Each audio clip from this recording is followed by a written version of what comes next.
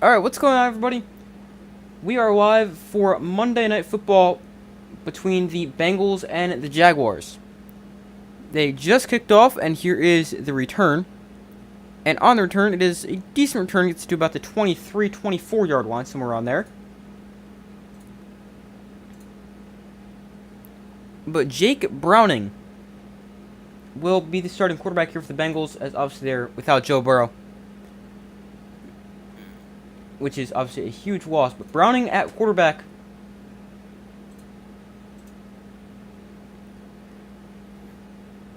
Hold on one second while I pull up the comments.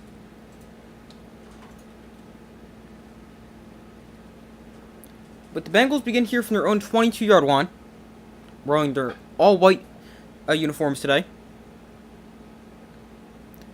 Browning hands off to Joe Mixon up the middle, and Mixon will run for a pickup of 4 up to the 26-yard line. Hi, how's it going?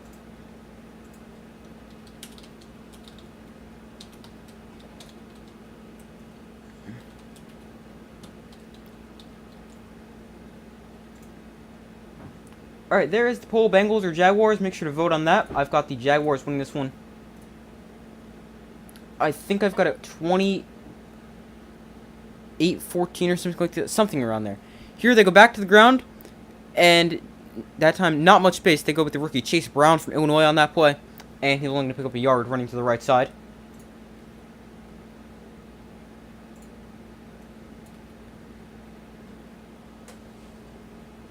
So an early 3rd and 5 here for the Bengals. I'm good. How about you?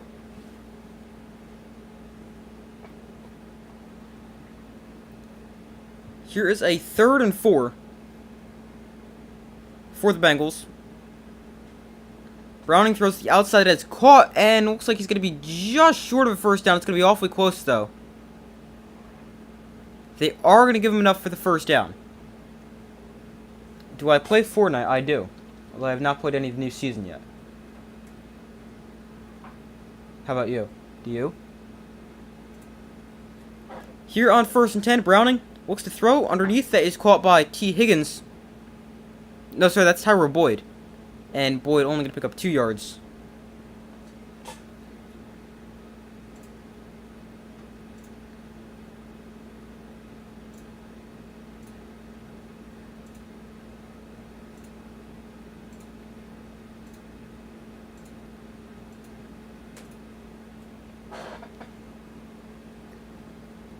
We've got a holding or some kind of penalty on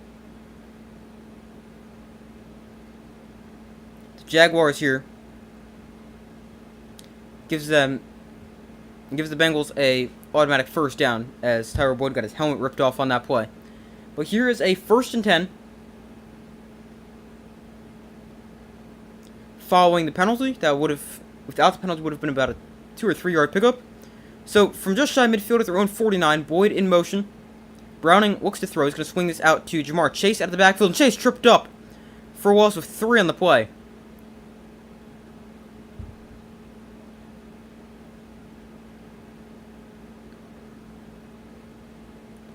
Darius Williams, number 31, makes a nice tackle in space on Jamar Chase. So far, results in the poll, everyone has said the Jaguars will win. Make sure to vote if you guys have not already done so.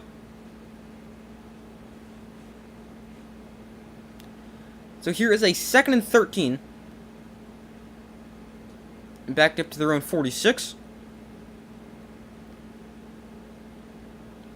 Browning hands off to Brown up the middle. And Brown will get across midfield, getting about 4 or 5 yards.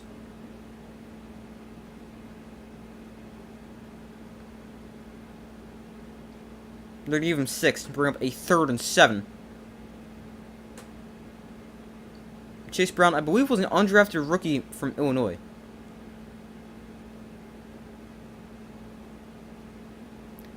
The Bengals ran the ball just 11 times last week against the Steelers. That is the 2nd fewest in franchise history. Here's a 3rd and 7 from the Jaguar 48. Browning looks to throw, gets it out quickly. That is caught by Jamar Chase, but he is short of the first down. He's going to pick up about 3. I think he may have gotten more than that, but that's where the spot's going to come in. So that'll work up at 4th and 4 here for the Bengals. Let's see, where exactly was this caught? No, it's actually a good spot, right at the 45. I thought he got a little bit further. You've got the Bengals 20, Jacksonville 10. Okay, I could see that. You called the upset last night, didn't you? So, maybe you'll be right again. 4th and 3 here for the Bengals. So they give him an extra yard there. Browning looks to throw on 4th down. He's got time. Browning. Now the pocket collapses and he goes down for a sack. Back to the 49-yard line. And the Jaguars defense forces turnover on downs on the first drive of the game. He was given time, just could not find anywhere to go with the ball. And then Josh Allen gets home for the sack.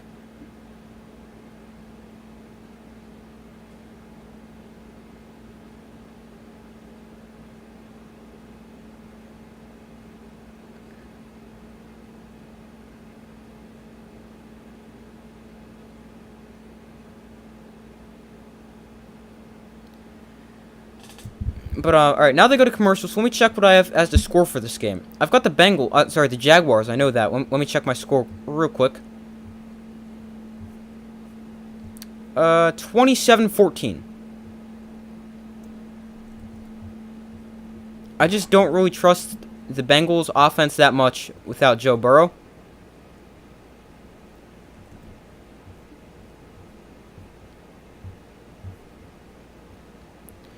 But Jake Browning, in, let's see, how many games has he played? In 3 games, he has 295 yards, 2 touchdowns, and a pick. He started,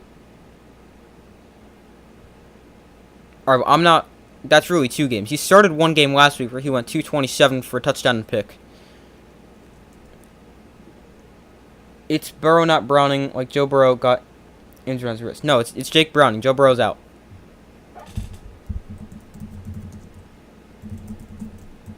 Hold on, let me pull up the rosters for each team real quick.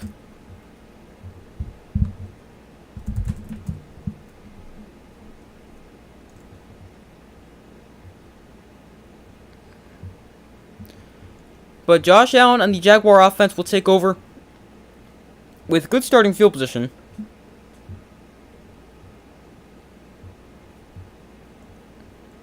As they take over just inside their own territory at their own 49. Bengals go 8 plays, 29 yards on that opening drive.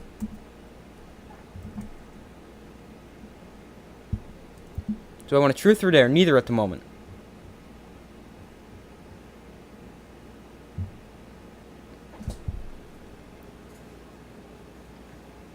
Alright, they're back from commercial break. 10:40 to go in the first quarter, still no score. The Jaguars defense forces a turnover on downs on the first drive of the game. So, I mean, I can understand the decision to go for it, 'cause you're not going to attempt a really long field goal from there.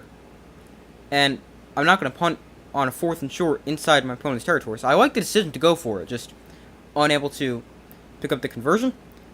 1st and 10, Lawrence looks to throw. Going to take a shot down the sideline. Wide open receiver, Christian Kirk. And he's down to the 26-yard line. And now Christian Kirk appears to be injured after that play.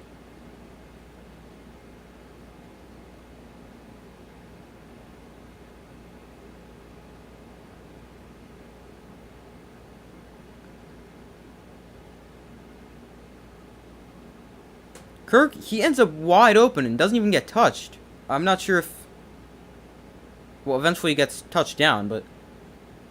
I'm not really sure how he hurt himself there. But hopefully he's okay.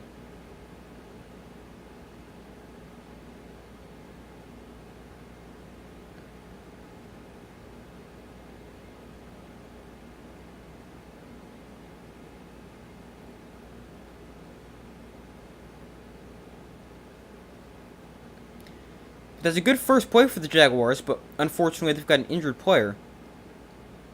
I mean, that's Christian Kirk, is a big part of their offense. A 26-yard pickup there.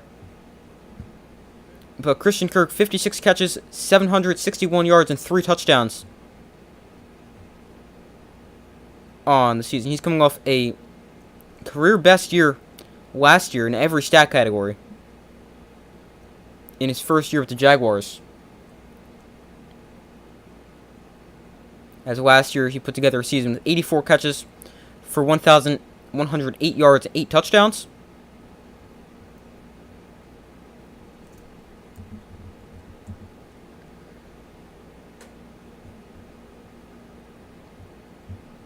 But hopefully Christian Kirk is okay,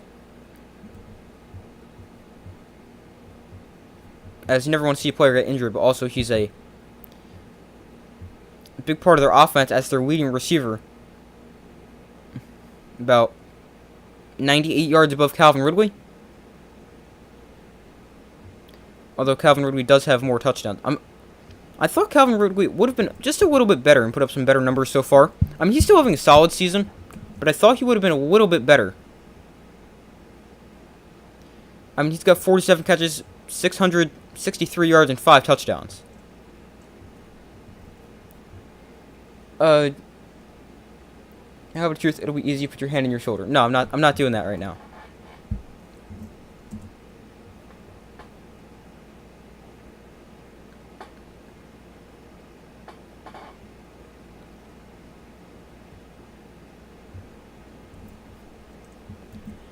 Alright, but waiting for them to come back from commercial break here.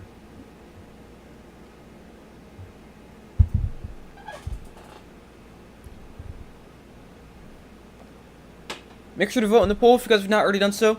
67% of you guys said the Jaguars will win. 33% have said the Bengals. Make sure to vote if you have not already done so. My vote would go towards the Jaguars. I have them 27-14.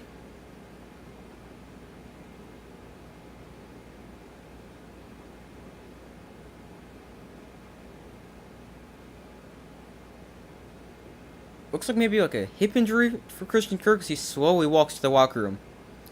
Hopefully he's okay. But here is a 1st and 10 for the Jaguars on the Bengal 25-yard line after just one play. Lawrence on the end around flips it to Calvin Ridley, and Ridley, with some blockers ahead of him, Ridley turns the corner and gains 10 on the play.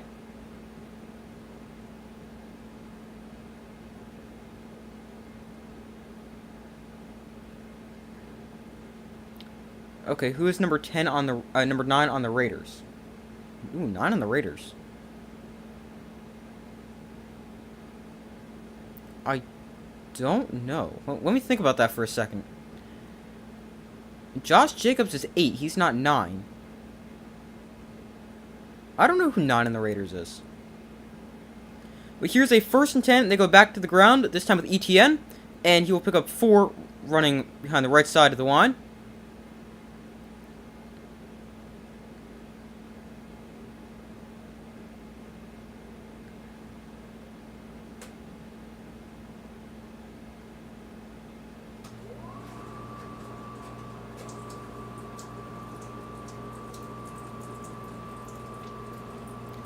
But here is a 2nd and 6 for the Jaguars on the Bengals 11-yard line. Lawrence throws it out quickly to Ridley. Ridley makes the catch, and he is taken down following a pickup of just 3. And we're going to bring up a 3rd and about 3 or 4 on this play. Rookie Jordan Battle from Alabama mid-stop. It's Zamir White. Oh, okay. The backup running back. But here's a 3rd and 4 with 8.5 minutes to go in the first quarter.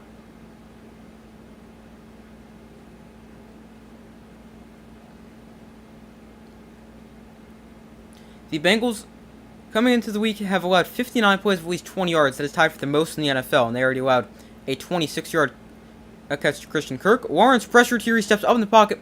Now Lawrence going to tuck it and run. Lawrence crosses the line of scrimmage. He's short of the line to gain. He's 1 yard short. It's going to bring up a 4th and 1. And let's see what the decision is here for the Jaguars. Yeah, he's about a yard short of the first down. They're going to keep the offense out there to go for it for now. 4th and 1. Let's see if they snap this. I would probably go for this,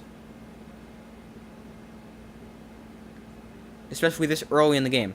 They got an extra lineman in the game. He's in motion. 4th and 1. Play clock at 3. They go quarterback sneak, and Trevor Lawrence picks it up. And they have a first down inside the 5-yard line at the 4.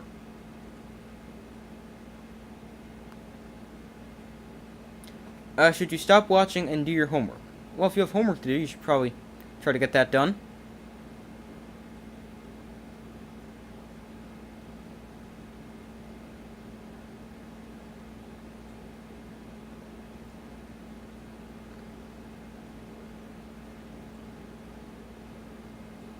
So here's a 1st and 10 at the 4. Lawrence on the option pitches this to Etienne, and Etienne in for a Jaguars touchdown.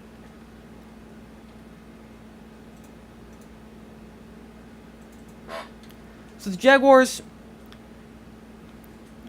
7 plays, 51 yards, and capitalize off the short field after their defense forces a turnover on downs. And they strike first here and take the lead. You're out? Okay, good luck with your homework.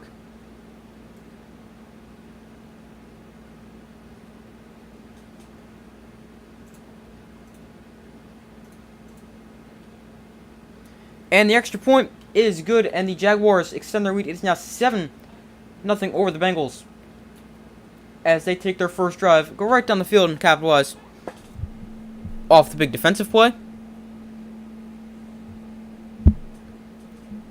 Capped off with a 10-yard touchdown run, or sorry, a 4-yard touchdown run from Travis Etienne. I was just about to check something. What was it now?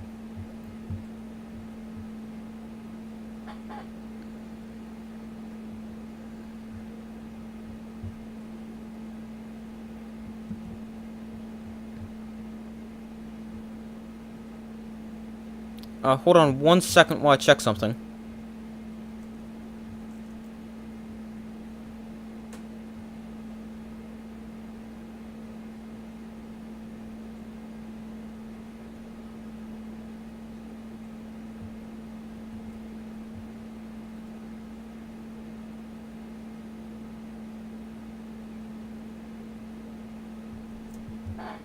Hold on 1 second.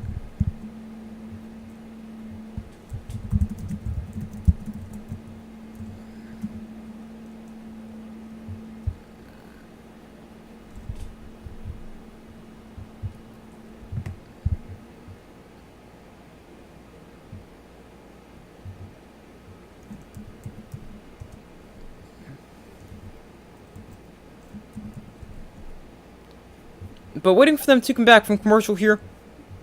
And the Bengals going to get the football back.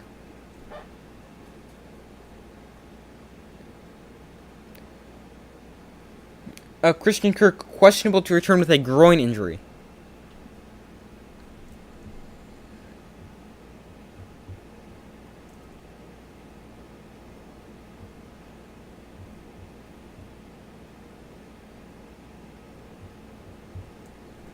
So that is an injury update there for Christian Kirk.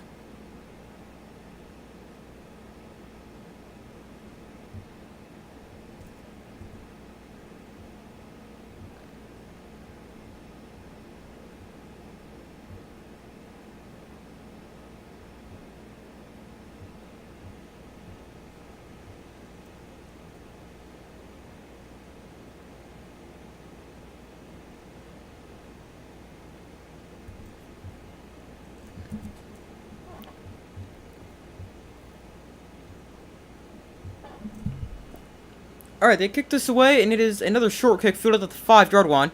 And on the return is a good return up to, across the 30-yard line, still on his feet, forced out of bounds at the 44 by the kicker.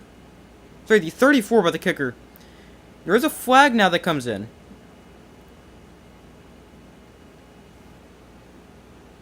Multiple, actually, although they're in the exact same spot. Flag back at the Bengal 27. It is going to come back, holding during the return.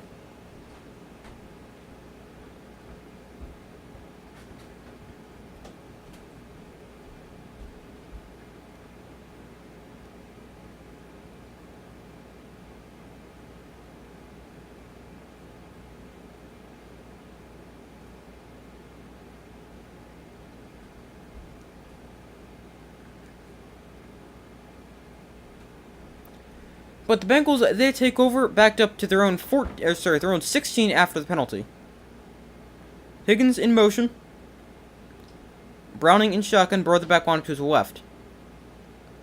Browning throws to the outside, quickly caught by Jamar Chase, and Chase taken down after getting only a yard or two.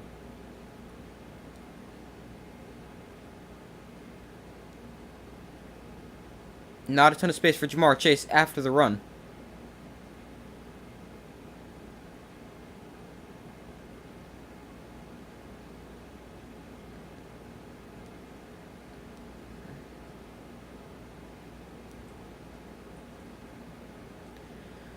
So here is a 2nd and 8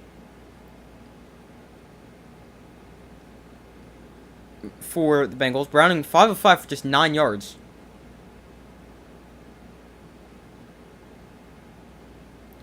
They just get the snap off. Browning sets up the screen to Joe Mixon. Mixon has a first down. Mixon is still on his feet. And Mixon taken down at the Bengal 47-yard line. Nice catch and run there for Joe Mixon. A lot of quick throws for Jake Browning so far.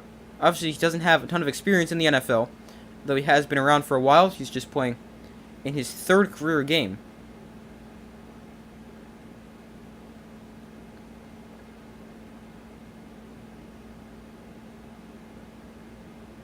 But a nice catch and run there for Joe Mixon. 1st and 10 here for the Bengals. Browning under center with 5:15 to go in the first quarter. They hand off to Chase Brown. Brown breaks to the outside, breaks the tackle as well. Inside Jaguar territory, he's out of bounds at the 39. Nice running there for Chase Brown, and first down for the Bengals.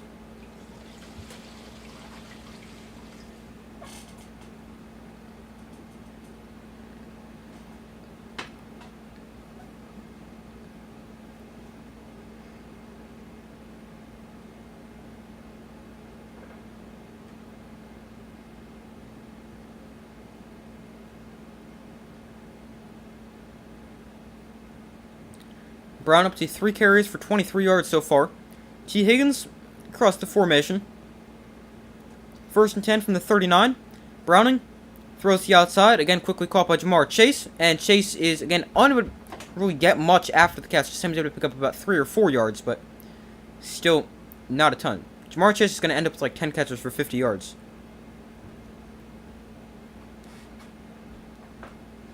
He's got 4 catches for 7 yards at the moment.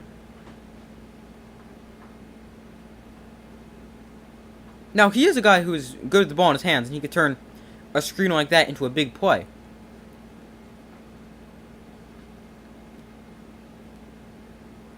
But a lot of short stuff so far. So from the 35, Browning flips this to Jamar Chase on the reverse. Now Chase wants to throw this back to Browning, and Browning goes down for a loss.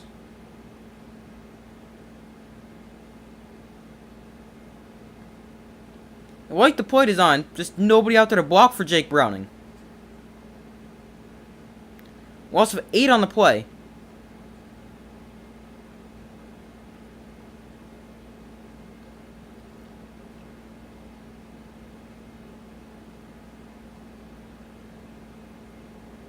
I like the play, just no blocking. Like, at all. I don't even know how that play was designed, but it didn't seem like any lineman tried to get over there to block.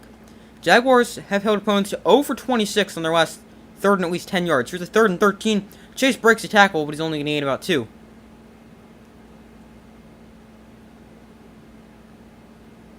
And a 4th down here for the Bengals, 4th and long.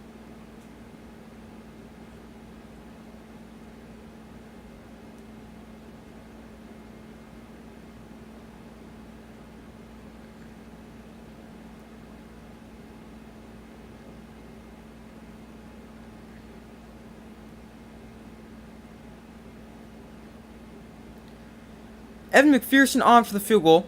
He is 81% on the season. Here's a long field goal, 57 yards.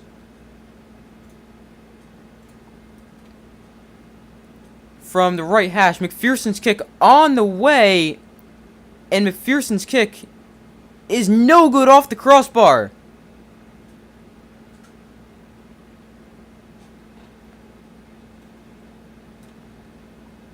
We saw the Texans kicker hit the crossbar from 58 last week. And this time, McPherson hits the crossbar from 57.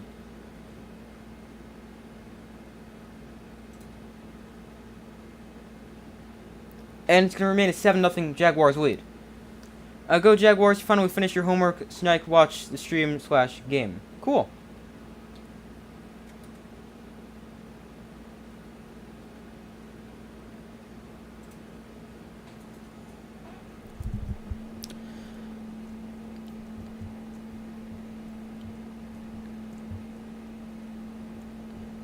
But McPherson, after the miss,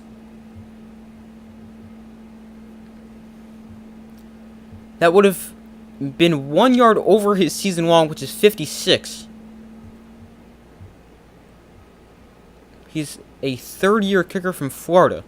His longest career field goal is 59, which came last year. So he's got the leg to do it. Maybe just didn't get all of that one. Not really sure.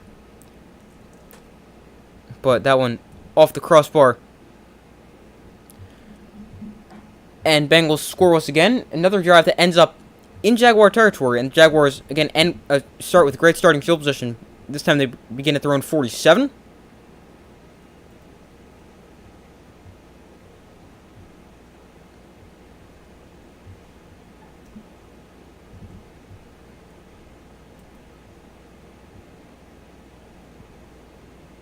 Jamar Chase is going to end up with like 30 catches. He's already got 5.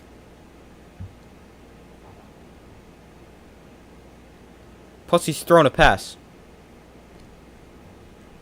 He's got 5 catches for 11 yards, and a completed pass for 7 yards. Negative 7 yards, sorry.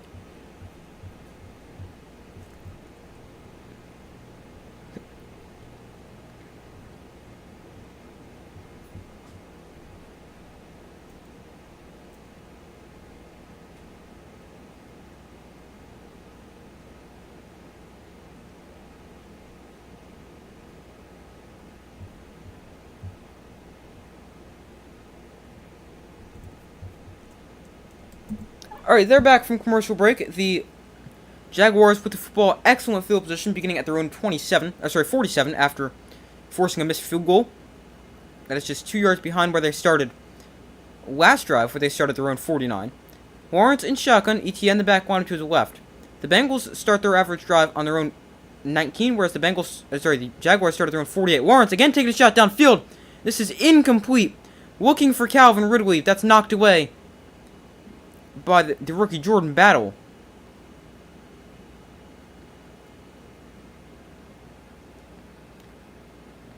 The Jaguars also start the drives the same way. This time, it takes a shot down the field. There's some contact there between Jordan Battle and Calvin Ridley.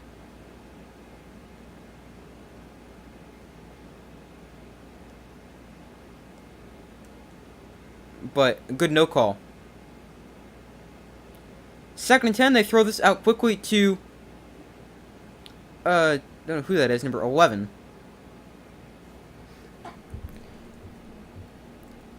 That's Parker Washington, the rookie from Penn State.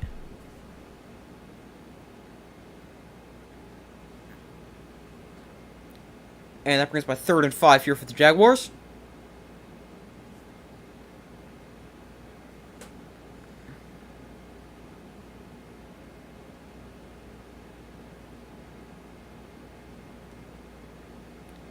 Here is a 3rd and 4. Lawrence throws underneath, quickly incomplete. Zay Jones had to catch that. It's a little bit behind him, but he's got to catch that.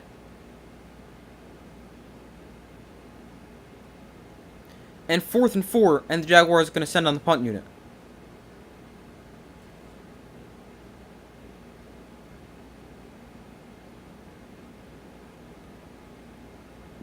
Trevor Lawrence has to make a better throw. But Zay Jones has to catch that. But 4th and 4. The Jaguars send on the punt team. Logan Cook, 23 punts inside the 24 touchbacks. This is going to be another punt inside the 20 as it is fair caught at the 8. And that is where the Bengals will take over. And their trend of not great starting field position continues. But the Jaguars up 7-0 with 1:16 to go in the first quarter. And the Bengals going to get the football.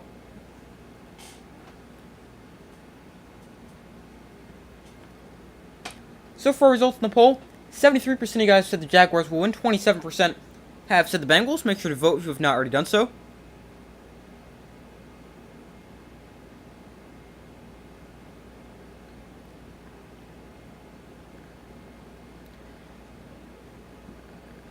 So 1st and 10 from their own 8-yard line.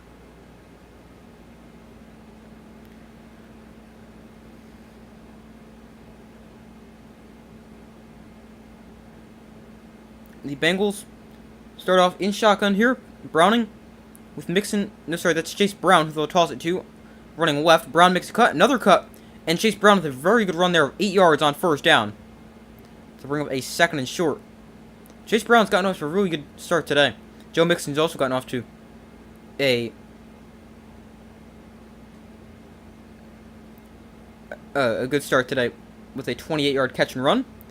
Jake Browning, he's 8 of 8 passing for 45 yards, but 28 of those came on one catch and run from Joe Mixon. His deepest throw downfield is 4 yards.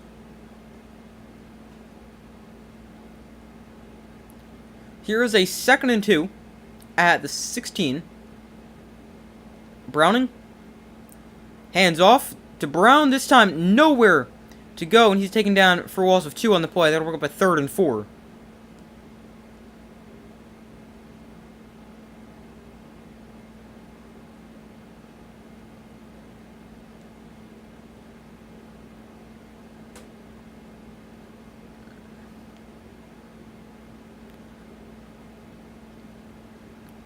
Third and 4. They don't have to snap this before the end of the quarter. Let's see if they do. There's 5 seconds.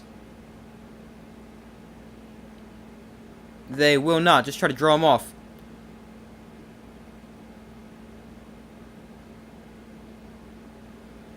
So we head to the second quarter. The Bengals with a 3rd and 4 upcoming. Jaguars lead 7-0. And have been playing excellent defense. This is actually the first Jaguars home game on Monday Night Football in 12 years. And after the end of the first quarter, they've got a 7-0 lead.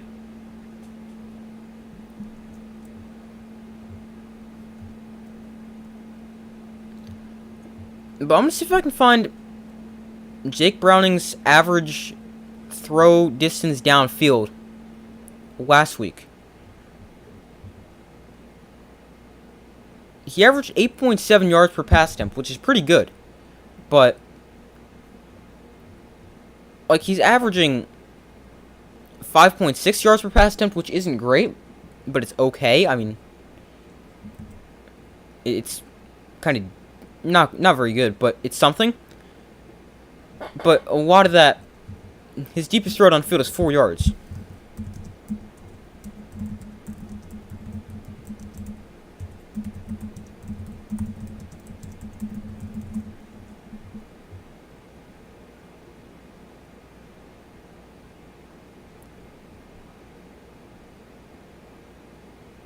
Alright, let's see.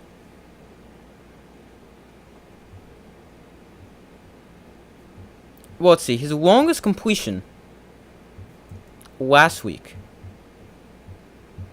I don't think I'm going to be able to find that, so let's figure it out this way. His longest completion last week against the Steelers. Hold on. I'm going to pull up that game.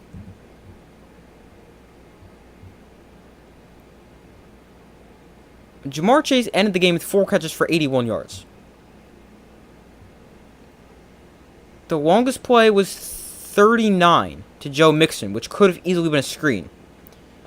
The longest outside of that was 31.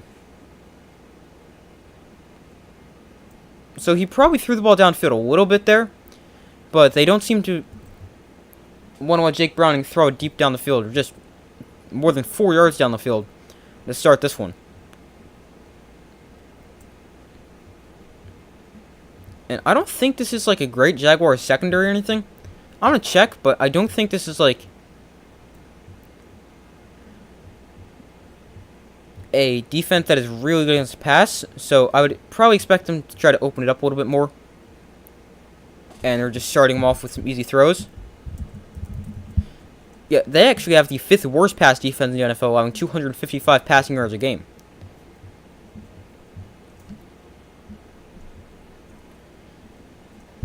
But they're back from commercial break.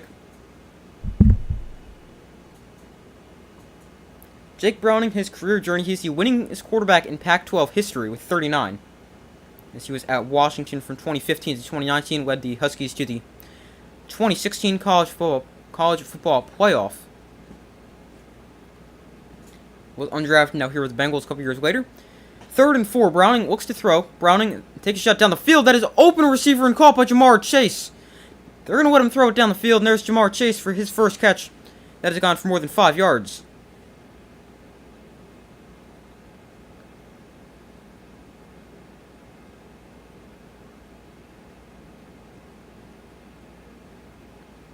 This is actually a one-handed catch by Jamar Chase. I did not realize that the first time. Nice catch there by Jamar Chase. And a first down for the Bengals. He's up to 6 catches for 27 yards. So ball on their own 30, 14-yard pickup there. Browning off play action. Again throws downfield. That's caught by Irwin, and he's out of bounds inside Jaguar territory. Back-to-back, nice plays for the Bengals to open up the second quarter here, and they're inside Jaguar territory. After a nice catch and run on throw and catch Trenton Irwin, they get it to the Jaguar 45. Browning has completed his first 10 passes for 87 yards. Off play action, Browning to throw again. He's going to dump this off in the flat. That's incomplete. Off the hand of Tyler Boyd, but wasn't a great throw. And I jinxed him. Says he's completed his first 10. Now he's 10 of 11. First incompletion of the day.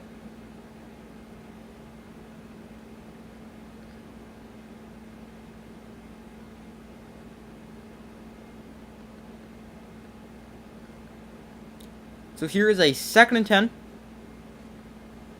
for the Bengals with 13:40 to go in the first half.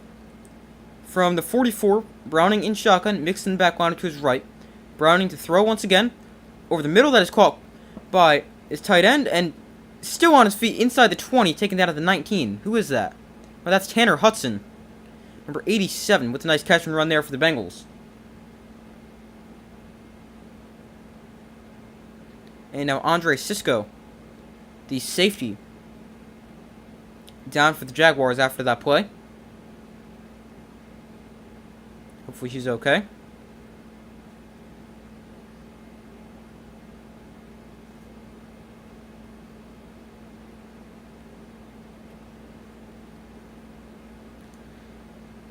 But a nice catch and run there for Tanner Hudson on, I believe, his 2nd catch today.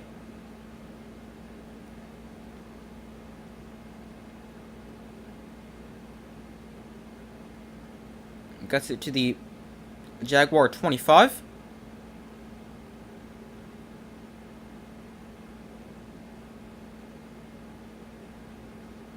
Andre Sisco, in his 3rd season from Syracuse, able to make his way over to the sideline. Hopefully he's okay. Nothing new with Christian Kirk, aside from he is questionable with a groin injury.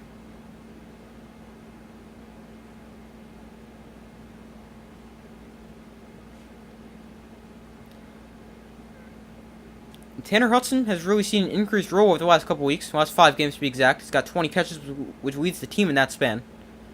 Browning, Off play action, throws down the field. That is caught by T. Higgins inside the 10, and Higgins taken down at the 6.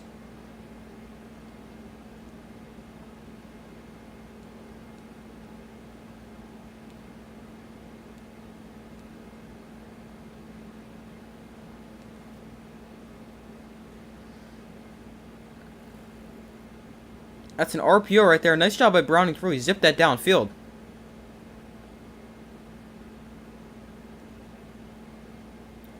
First and goal from the 6 for the Jaguars, putting together a really nice drive. Jamar Chase, man in motion. Browning hands off to Mixon. Mixon lowers his shoulder. He never went down. Is he in for a touchdown? I think so. Let's see. Yes, touchdown for the Bengals. A 6-yard touchdown from Joe Mixon and the Bengals, with a really good drive. Go right down the field. And capped off the 6-yard touchdown run from Joe Mixon. Let's see if he ever goes down here. He puts his hand down, but I don't think he ever goes down. I think that's a good touchdown.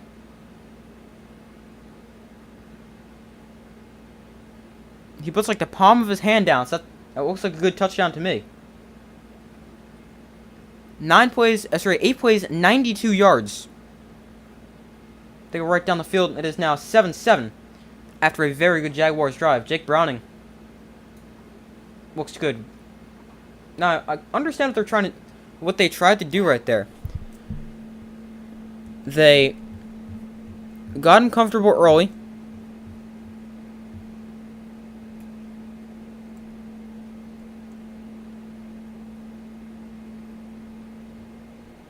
They then let him throw it down the field a little bit. And it is resulting in a touchdown drive for the Bengals. He's up to 9.6 yards a pass attempt. And 12 of 13 passing for 125 yards. That drive saw completions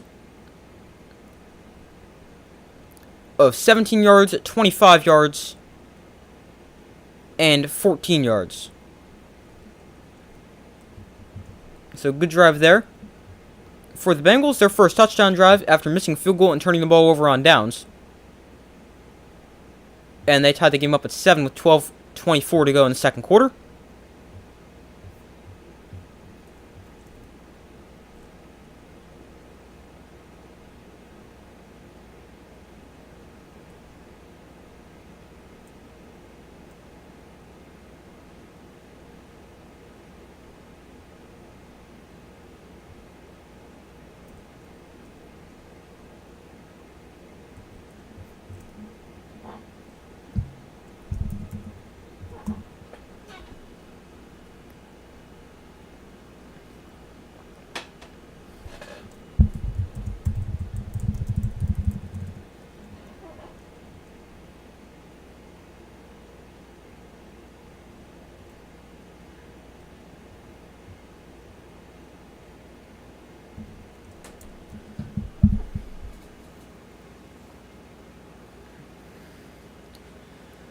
Alright, but waiting for them to come back from commercial here. The Jaguars going to get the football back, with the game now tied up at 7.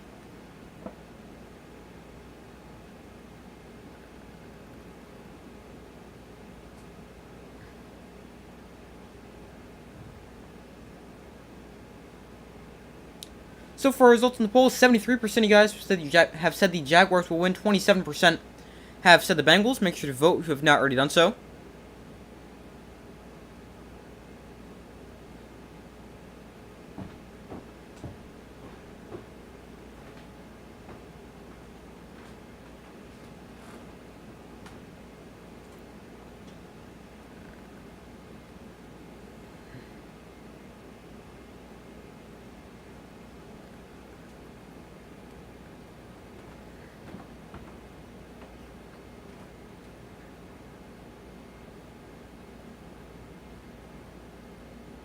So McPherson tees it up and is set to send it away.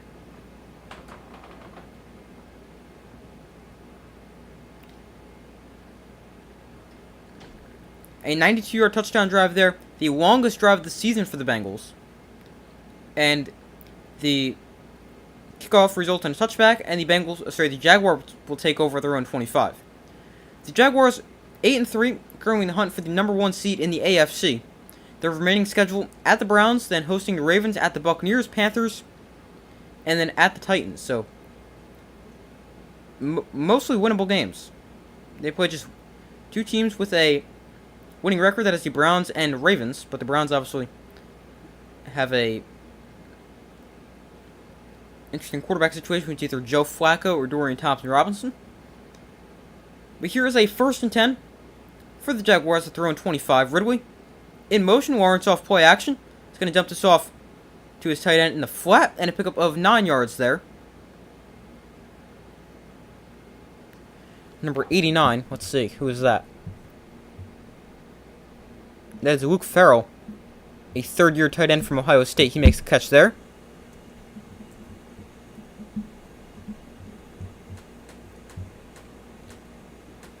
They actually did give him enough for the 1st down there. Here's the give running left. I believe that's JaMycal Hasty for a pickup of 4.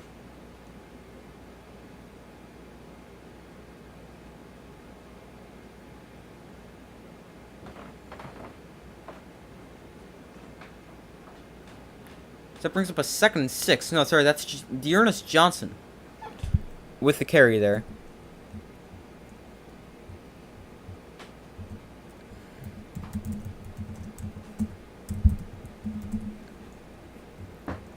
Michael Hasty's actually on the Patriots. But here is a 2nd and 6.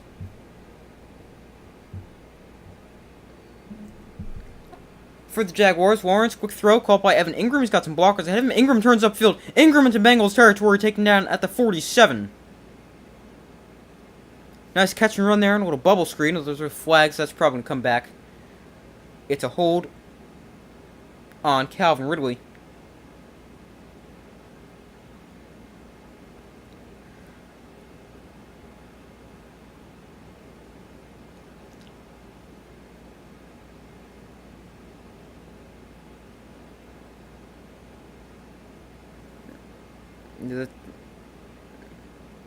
That is definitely a hold.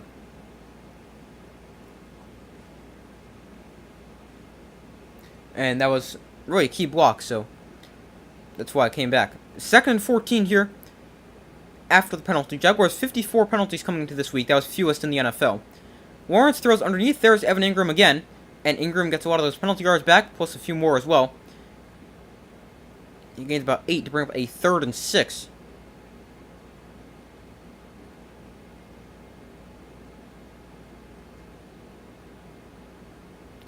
Evan Ingram, his rank among tight ends, 82 targets, that's 3rd, and 64 catches, that's 3rd, and 524 yards, that is 6th amongst tight ends.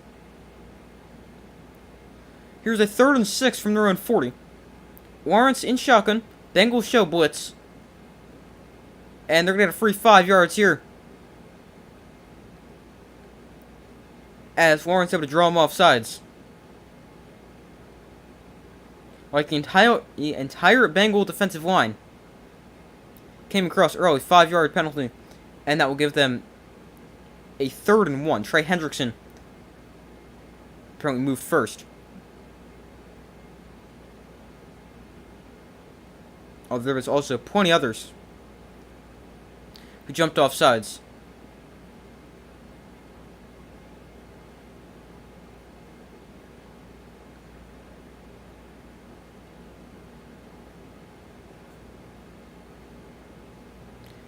Third and 1, Lawrence under center for this 3rd and short.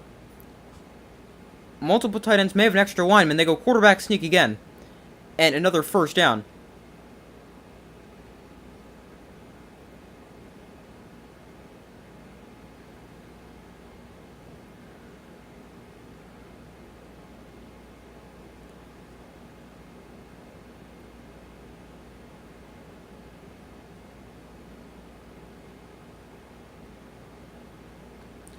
So 1st and 10, 8.5 minutes to go here in the first half. Ingram motions out wide. And they will hand this off to Travis Etienne, running to the right side. Etienne makes a cut. And a good run there of Travis Etienne, picks up 11 yards on first down.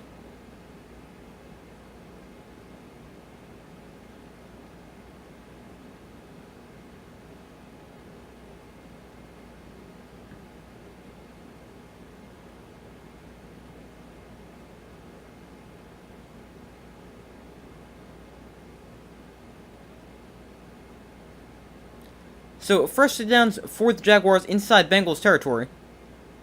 They go back to the ground with Etienne, this time not much space. Getting just a yard.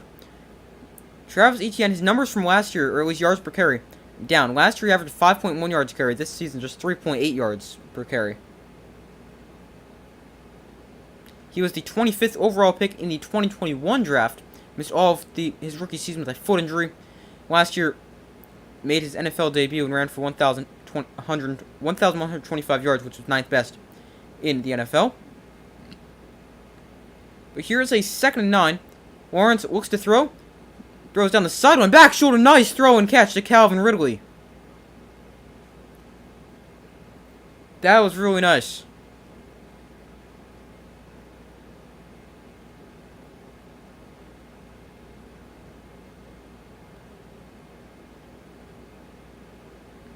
Gets his feet in bounds as well. That's a really nice play.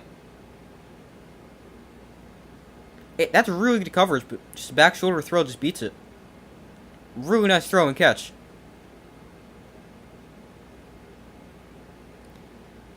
But here's a 1st and 10, 6:33 to go in the first half. Lawrence empty backfield. They throw this to Evan Ingram on the screen. Ingram with some blockers. He turns the corner, and Evan Ingram dives into the end zone for a Jaguars touchdown.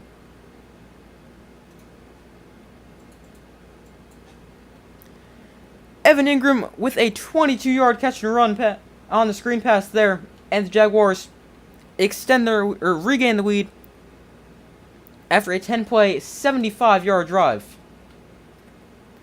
They answer the Bengals touchdown drive with a touchdown drive of their own.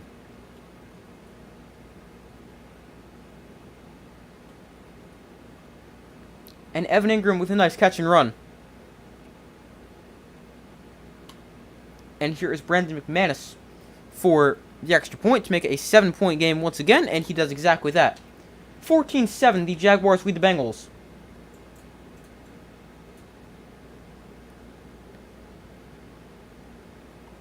After a really good drive.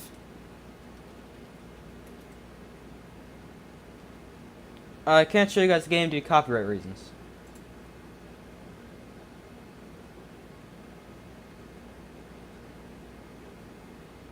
That was a really good drive for the Bengals right there. Or sorry, for the Jaguars. Ends up 10 plays, 75 yards, 6 minutes off the clock, and a very good response drive to the Bengals' 92-yard drive we saw right before that.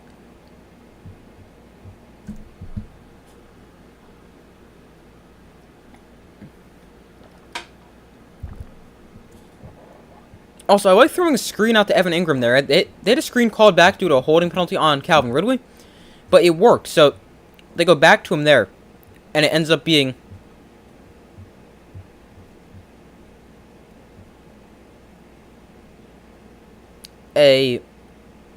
such a good play, but also a touchdown.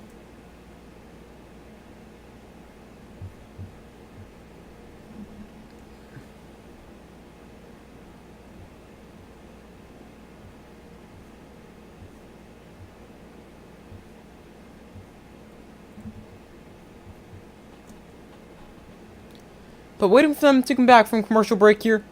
After the touchdown, the Bengals will take over with 6:24 to go in the second quarter. And I know it's a little early to start thinking about timeouts, but just on the topic of them, each team with all 3 remaining.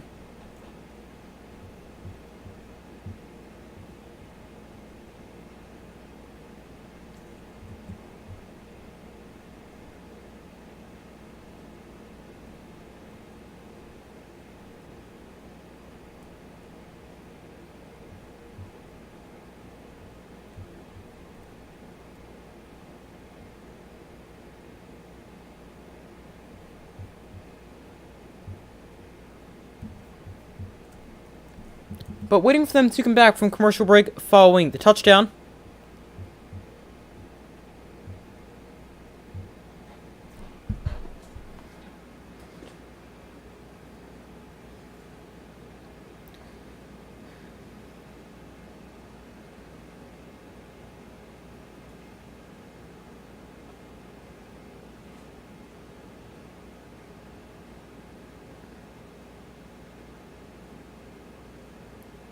So the Bengals will get the football back after McManus is about to send it away right here.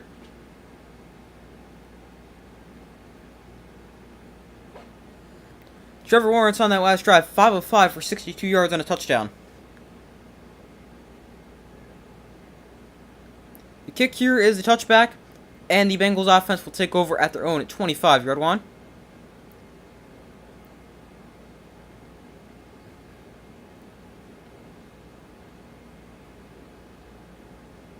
We go back to that touchdown there. Zay Jones and Travis Etienne each with a nice block on the outside to seal the edge for Evan Ingram.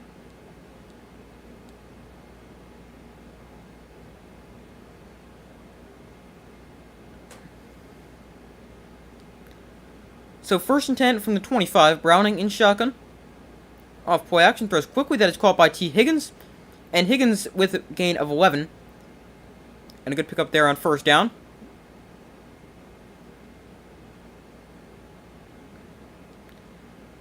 Browning just 1 incompletion and 136 yards passing. They've been getting it out of his hand a lot quicker. And they've also been letting him throw down the field more.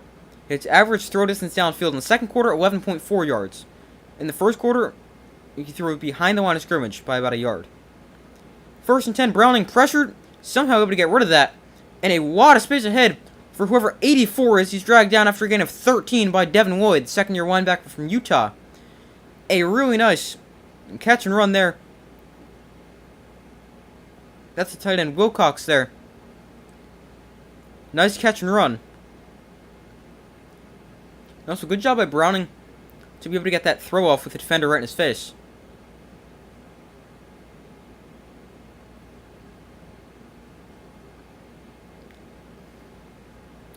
So 1st and 10 from the 48. Browning under center. Mixon is the back. Lined up about 8 yards behind him. Browning hands off to Mixon up the middle. Mixon with a really nice run of 7 yards there on 1st down. Right up the middle.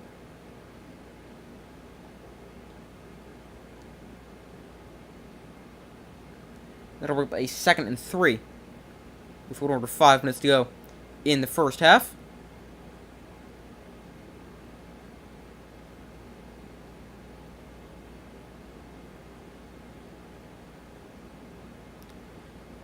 Jake Browning has been involved in 23 transactions in the NFL since 2019, since he came into the league. That is a lot.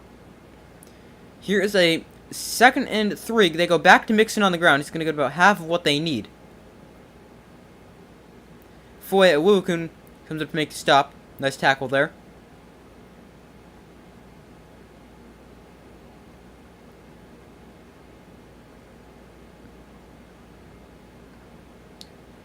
So here is a 3rd and 1 with 4 minutes to go in the first half. Jaguars lead 14-7.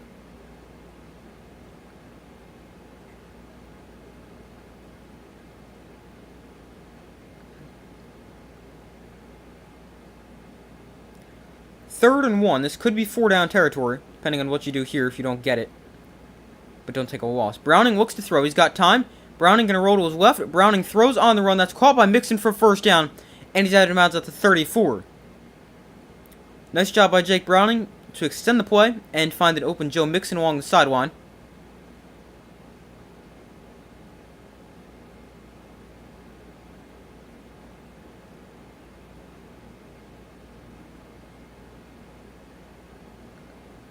Browning's had a really good second quarter. He wasn't bad in the first quarter. They just didn't let him do much, but he's been really sharp here in this second quarter.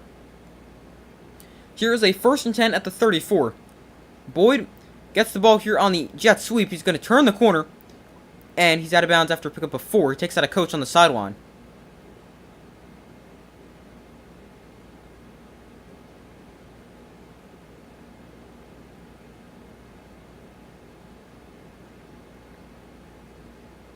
Boyd has to make a long loop around to make sure he was able to get the edge. He is able to. And he wipes out a coach on the sideline after he was taken down. But the Bengals putting together another good drive, as they've already got it on the 30. Here's a 2nd and 5. Browning deflected the line and incomplete. That'll bring up a 3rd and 5. That's just the 2nd incompletion of the day for the Bengals quarterback.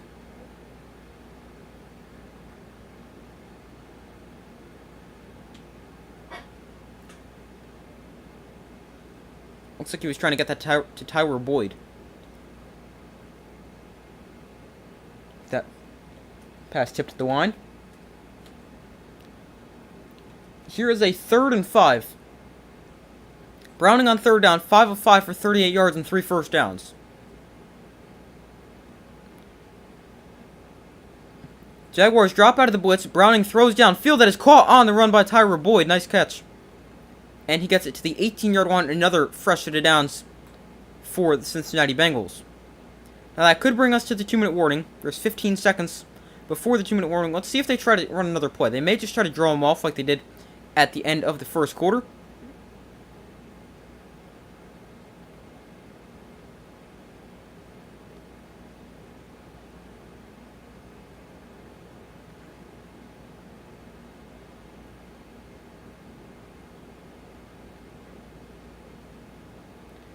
But yeah, that is definitely going to bring us to the 2-minute warning. Yeah, at the 2-minute warning, the Bengals putting together a really nice drive as they're looking to put together another touchdown drive.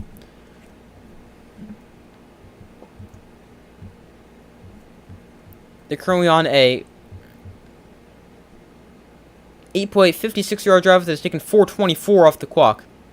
And at the 2-minute warning, the Jaguars lead this one 14-7. Each team still with all 3 timeouts remaining here in this first half. Jake Browning, he's been really good. I mean, the Bengals, they haven't run the ball a ton. Just 10 carries, 5 for Chase Brown, 4 for Joe Mixon, 1 for Tyler Boyd.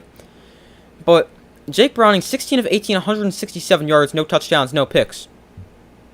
Now, the first quarter, he didn't do much. But I'm going to try to calculate his stats here in the second quarter real quick while they're at commercial. But he has been really good here in quarter number 2.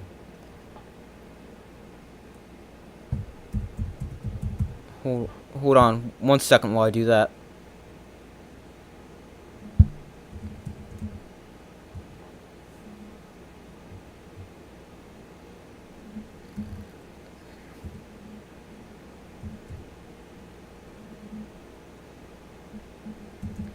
Jake Browning has 110 of his 168 yards this quarter.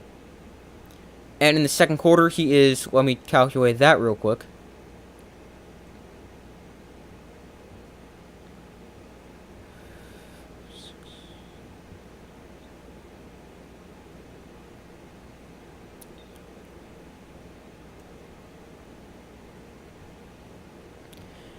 In the second quarter, Browning 8 of 10 for 110 yards. So, very, very good.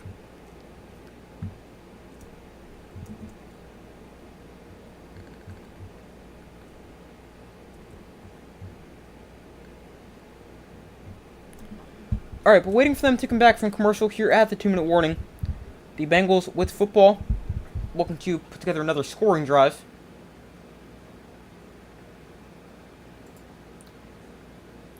So far, results in the poll.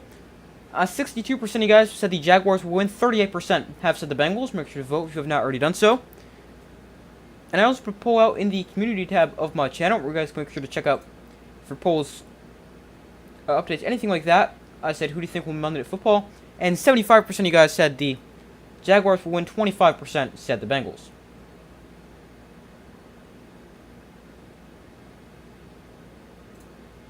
Bengals, you're disappointing me. Why pick you? They've actually been decent. Here they hand off up the middle for a pickup of 3 yards to Joe Mixon. But, I mean, it hasn't really been that bad for the Bengals. They've been pretty good.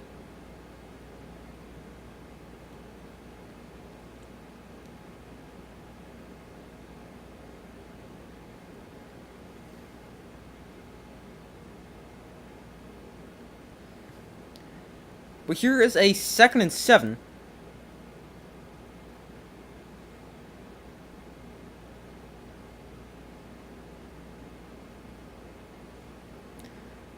Ball on the 16. Browning off play action. Looks to throw. Browning floats one downfield. That's caught by Hudson down at the 5-yard line. Another first down for the Bengals. Sorry, that's Drew Sample with the catch. I got all the Bengals tight ends confused. Sample's 89. Hudson's 87. But Sample down to a 1st and goal. And with a minute 11, you've got our first timeout called by either side here in this first half. And a timeout is spent by the Jaguars, hoping to potentially get a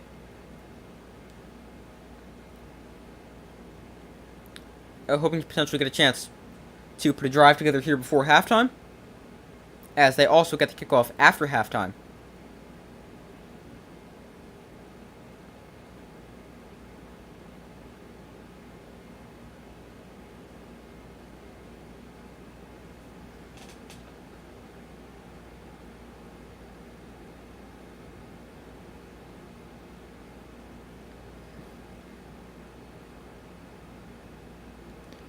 Here's a 1st and goal. Bengals currently on a 10-play, 70-yard drive that's taking 5:13 off the clock. A minute 11 to go here in this second quarter. They hand off to Mixon up the middle, and he's going to get down to the 2-yard line, a pickup of 3. And after that play, we have another timeout called by the Jaguars, leaving them with 1 remaining, with stopping the clock with 1:05 to go. Bengals still all 3 timeouts in this first half.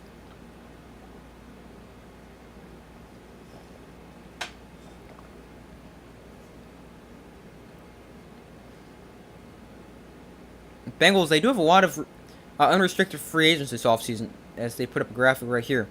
Drew Sample, Jonah Williams, T. Higgins, Tyrell Boyd, Tanner Hudson, just to name a few. They've got 9 here. Irv Smith, Trevion Williams, Trenton Irwin, Mitchell Wilcox, Drew Sample. Not sure if I said him before. A lot of free agents upcoming, especially on offense here for the Bengals, so we'll have to see what they opt to do. Here they hand off again, and another touchdown for Joe Mixon. Right up the middle. Mixon's 2nd touchdown of the day. And it is now 14-13. After the Bengals, with back-to-back touchdown drives, this one a 12-play, 75-yard march. That's taking 5:20 off the clock. And they were an extra point away for another tie game. But the Jaguars, they will have time to try to put a drive together. They'll have about a minute 4 to be exact. So that play took just 1 second.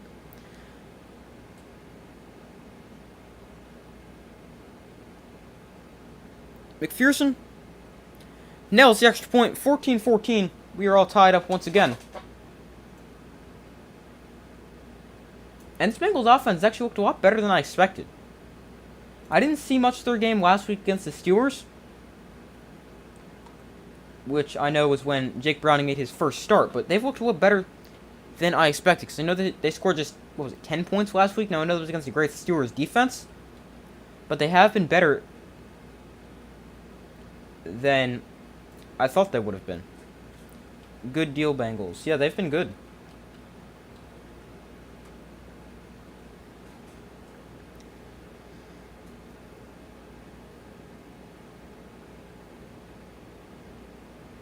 But,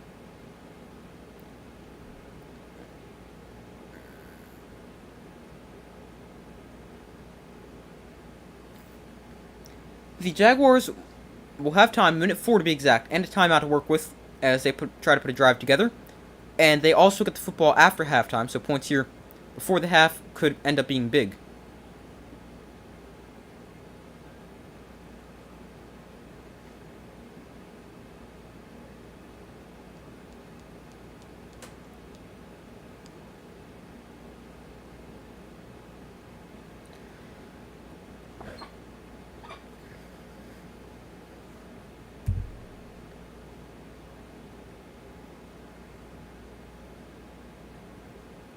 Alright, still waiting for them to come back from commercial here, following the touchdown.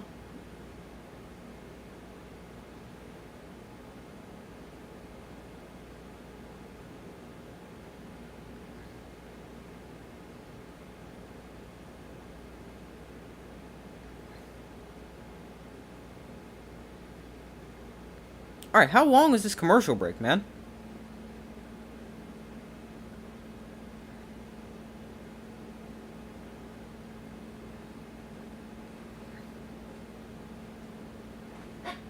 Next week, I actually did not realize until like just now, the Packers and the Giants and Titans and Dolphins play on Monday night.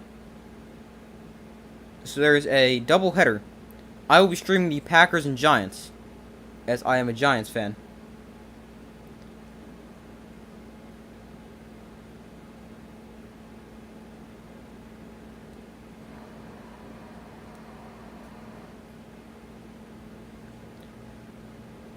But the Jaguars set to get the football back after allowing back-to-back touchdown drives for the Bengals.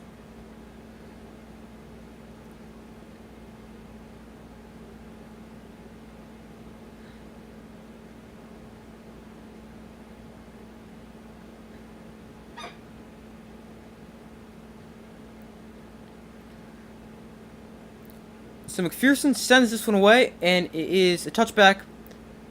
And the Jaguars offense will take over at their own 25-yard line.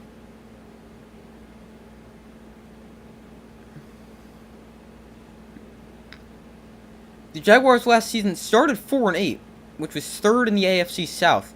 Ended up finishing as the division winners, making the playoffs and even winning a playoff game. They are 13-3 in the regular season since week 14 of last year. That is tied for the best span in the league.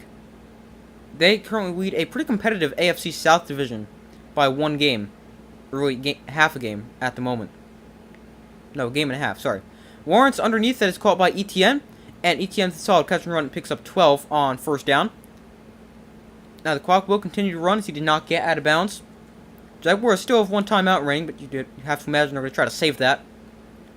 47 seconds. Lawrence looks to throw. Throws to the outside here is Zay Jones, and he's out of bounds after pick up 8. Stopping the clock with 41 seconds to go. Good start here to this drive for the Bengals. Sorry, for the Jaguars.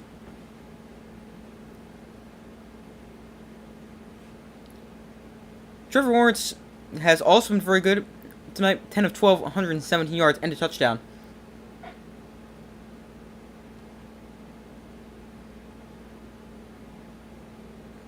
Empty backfield for Lawrence on second and short. From their own 45, Lawrence looks to throw. Lawrence is pressured and taken down for a sack back at the 37-yard line. The clock will continue to run. 30 seconds to go. Nope, now we got a timeout called by the Jaguars. Their third and final timeout with 30 seconds to go. Sam Hubbard with the sack. He beats the rookie Anton Harrison on the right side of the offensive line.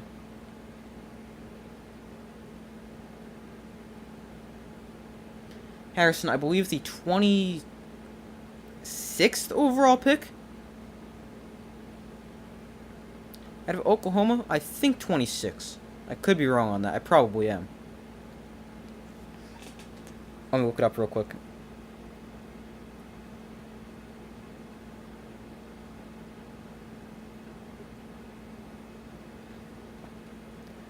Here is a 3rd and 9.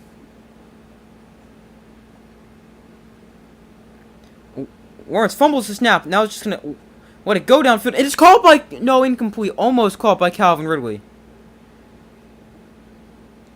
Oh, that would have been a huge play. Harrison was picked 27. I was one off. I thought he was 26.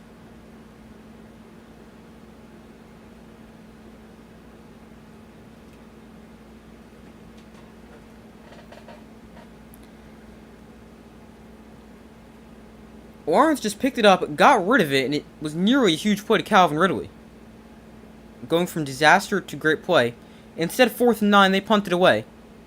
And a fair catch called at the 25 by Trenton Irwin. And the Bengals take over 20... No, sorry, that's not Trenton Irwin. Who is that? 15. Oh, that's Charlie Jones, the rookie from Purdue. Irwin is 16. I thought he was their punt returner. But as they show a replay of that throw to Calvin Ridley, he probably should catch that. I mean, he should definitely catch that. But I don't think the Bengals will try to do anything here. They're going to come out in shotgun. They've got all 3 timeouts, so maybe they'll try to put something together. Browning hands off to Mixon up the middle for a pickup of 5 on first down.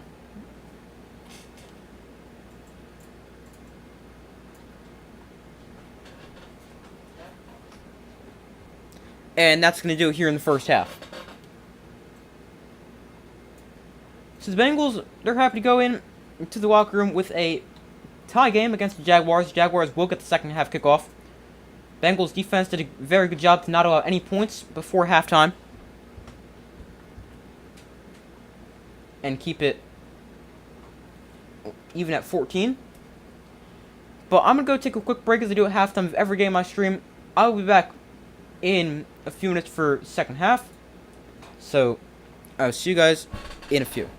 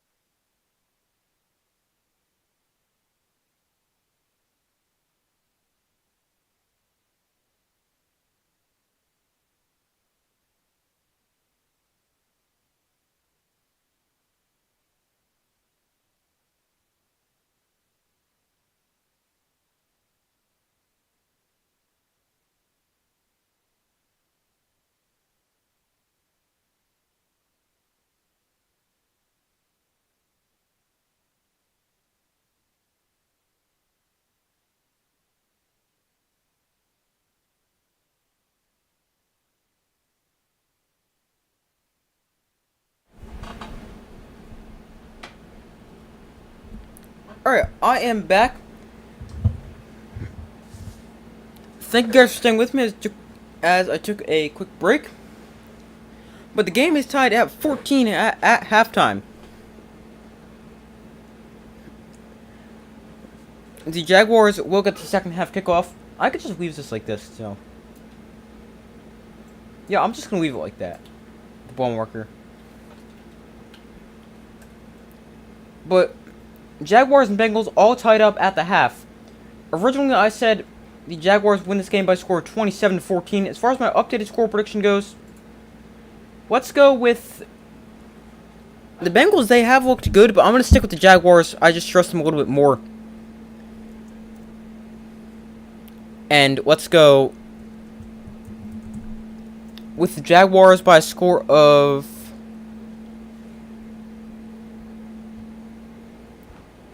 let's go 24-21. I feel like that's a little low scoring for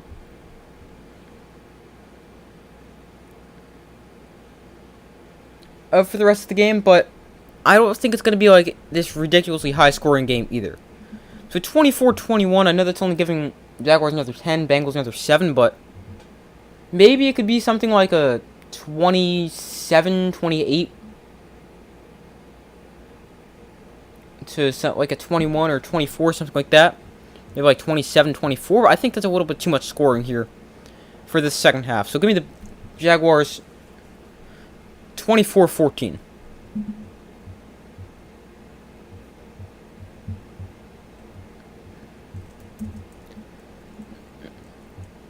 But overall, a pretty good first half for both teams.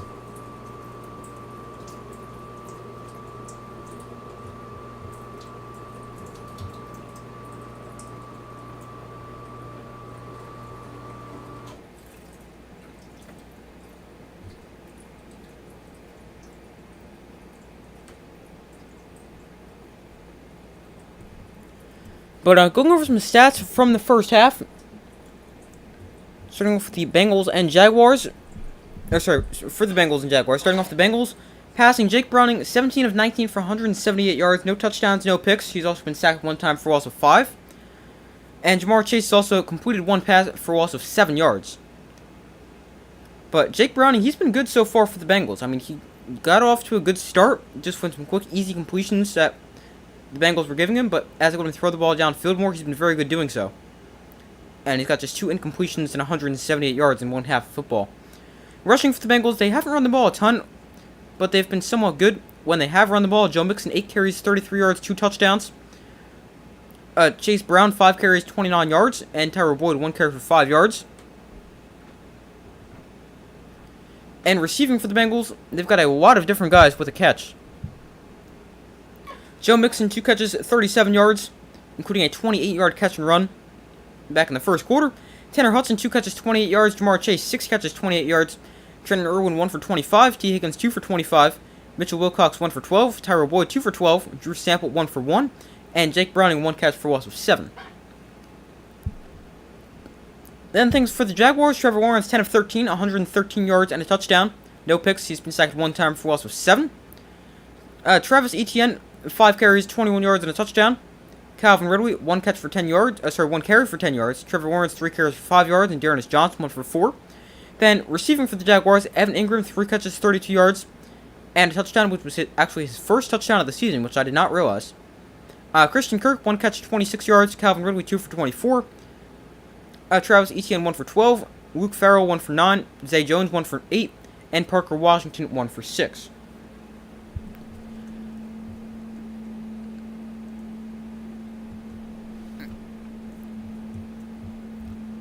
But as far as team stats go here,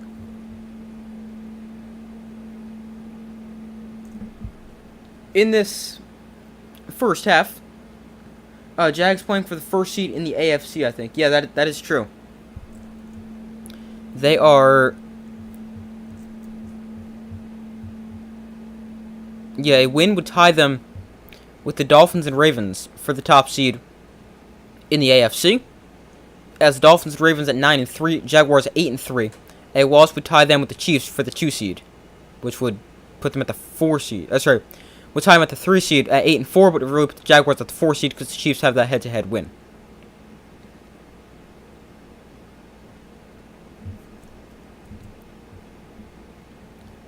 But team stats for the first half: Bengals lead in first downs, 15 to 10. They have run more plays at 35 to 24. They have more total yards at 233 to 150. Bengals averaging more yards per play, 6.7 to 6.2. They've outpassed the Jaguars 166 to 110. They've outrushed the Jaguars 67 to 40. They have scored 2 touchdowns in the red zone on 2 red zone attempts, and the Jaguars 1 touchdown and 1 red zone attempt. Each team with 2 penalties. Bengals with 15 penalty yards, Jags with 25. Neither team has turned the ball over, and the Bengals have more time of possession, 18-32 to 11-28. So when you look at the stats, really a lot favors the Bengals. They have more first downs. They have been better on third down. The only category right now they're not better in is fourth down, where the Jaguars are 1 of 1, Bengals 0 for 1. But everything else, essentially, the Bengals better in. Let's see. Yeah, they're averaging more yards per pass, or they got the same yards per pass. They're averaging more yards per rush. Yeah, every other category, they're either tied in or the Bengals lead. Even though it hasn't really felt like that in the first half, but it seems as if the Bengals seem to have been better than we think.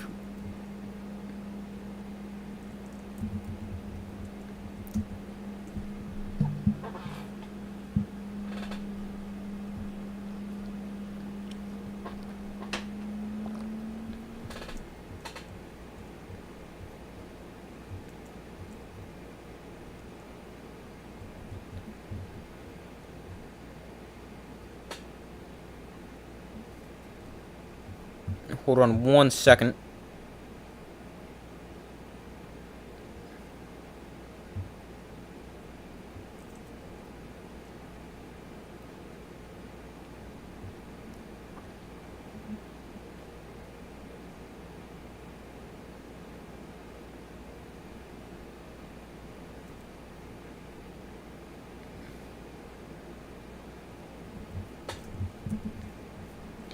Alright, but the second half should begin somewhat soon. Oh, they've actually got a counter up. That's cool. I've never seen that before. 2.5 minutes until the second half begins. I've never seen that before. That is really cool.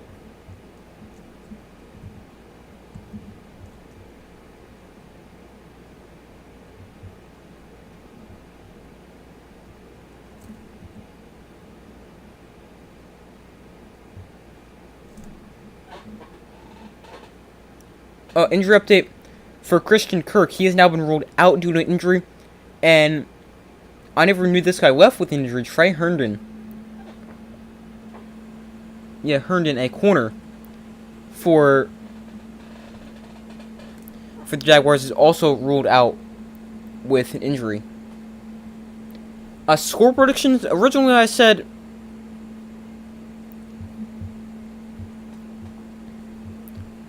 Jaguars 27-24. Oh, sorry, 27-14.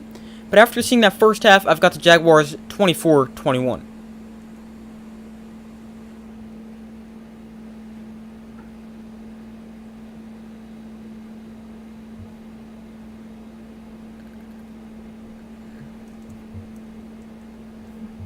I was just about to check something. What was it now?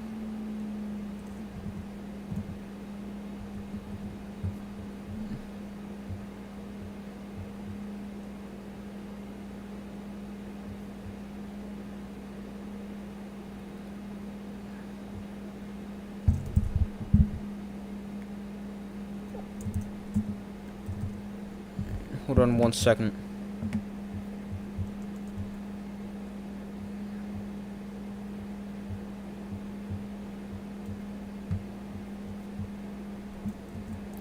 Alright. They are just about ready to begin the second half. Oh, actually, they just started the second half. Somehow, my game got delayed. The Jaguars are ready with a 3rd and 1. So sorry, I missed the first 2 plays of the second half. So 3rd and 1 here for the Jaguars. They hand off to Etienne up the middle, and he is stuffed at the line, nowhere to run. And that's going to bring up 4th down for the Jaguars. Maybe he even lost half a yard on that play. I can't believe I'm saying this, but I have a feeling Dak wins MVP. With the way he's been playing lately, yeah, he's probably been MVP.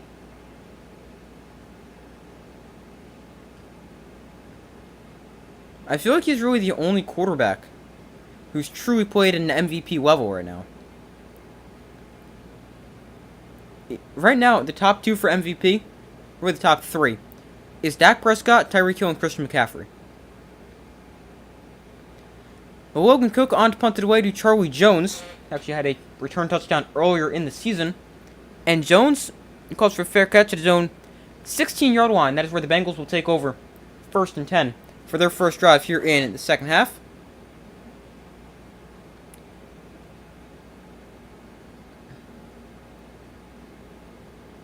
But yeah, Dak Prescott, he's been insane. Especially over, his last 5 games. He's been ridiculously good. And then, Tyreek Hill, I mean, he also has a very real chance because he's going to almost certainly break the receiving yards record. He's at 1,481 right now.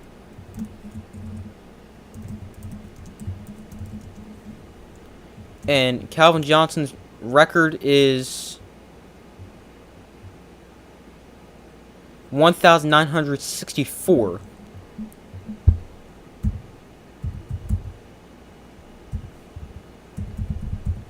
So Hill is 546 yards away, meaning he would need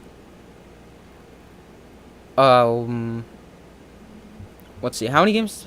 They're 9-3, so it's got 5 games left. He'd need 109 yards a game, which is definitely doable.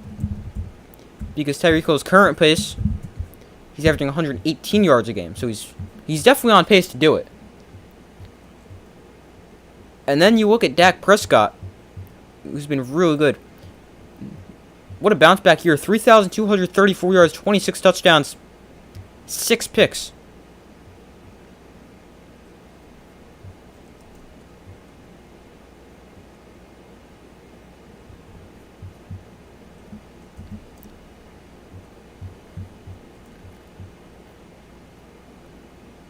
But waiting for them to come back from commercial break here.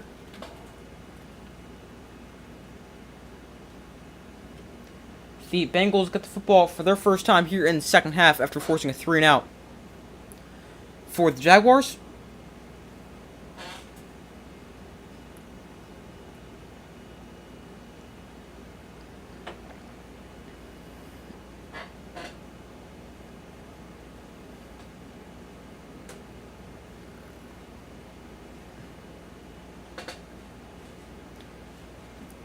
So the Bengals take over at their own 16 following the punt.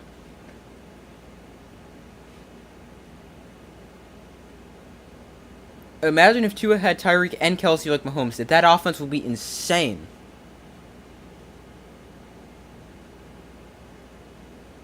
I mean, the Dolphins kind of do have another really good second weapon, because Jalen Waddle, he's not quite Travis Kelsey, but he's still really, really good. Here they start off with the handoff to Joe Mixon running left, and he's going to gain only a yard. But yeah, if you had Travis Kelsey to that offense, that's insane.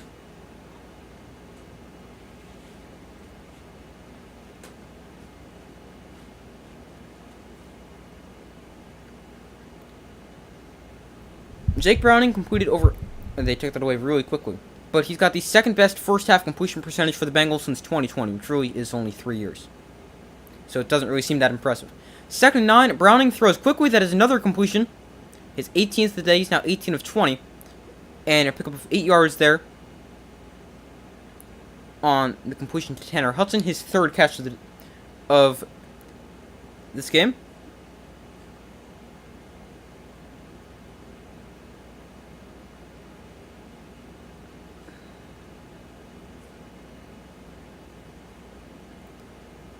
So 3rd and 2 for the Bengals. Tanner Hudson tonight, 3 catches, 35 yards. 3rd and 2. Browning, a perfect 6 of 6 on 3rd downs. Bengals bring a blitz.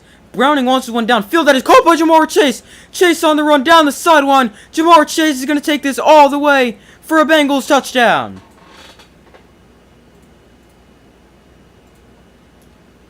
A really nice throw and catch. Down the sideline, 76 yards. And the Bengals take their first lead of the day on a 76-yard catch and run to Jamar Chase.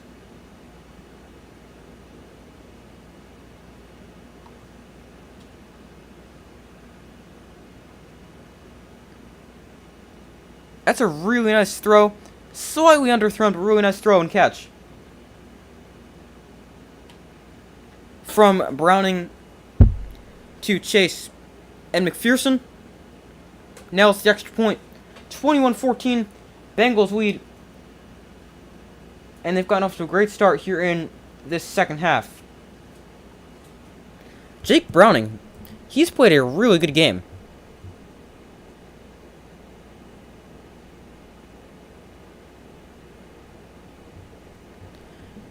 He's now 19 of 21 for 261 yards and a touchdown. That is, I believe, his 3rd career touchdown. Yeah, his 3rd of his career.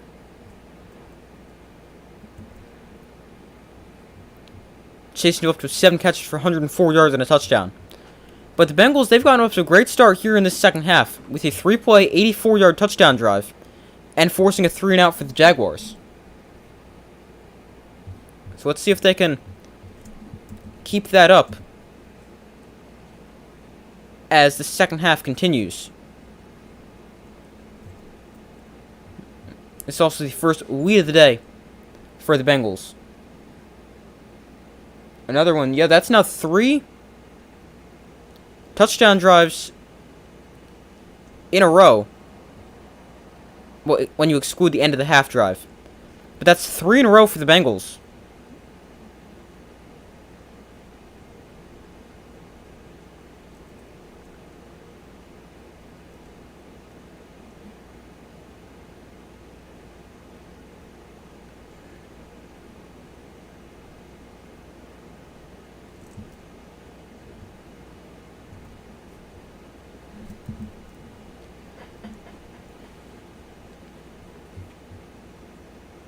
But Jake Browning has been quite good here in this game.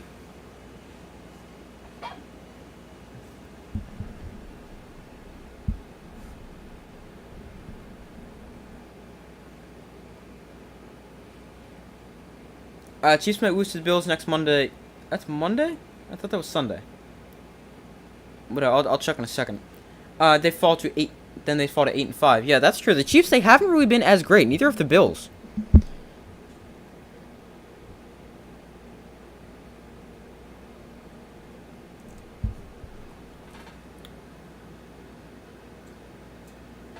Won't be 20-10, but the Bengals will pull the upset. It's definitely looking that way. I mean, they've looked really good. And now I've gotten off to a fantastic start here in the second half.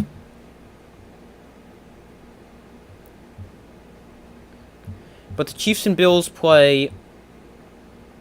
Yeah, that's at 4:25 next week. Also, this is a really tough 3-game stretch for the Bills. At the Eagles, then at the Chiefs, and then the Cowboys. I know they have a bye week in there, but that's a really tough 3 games.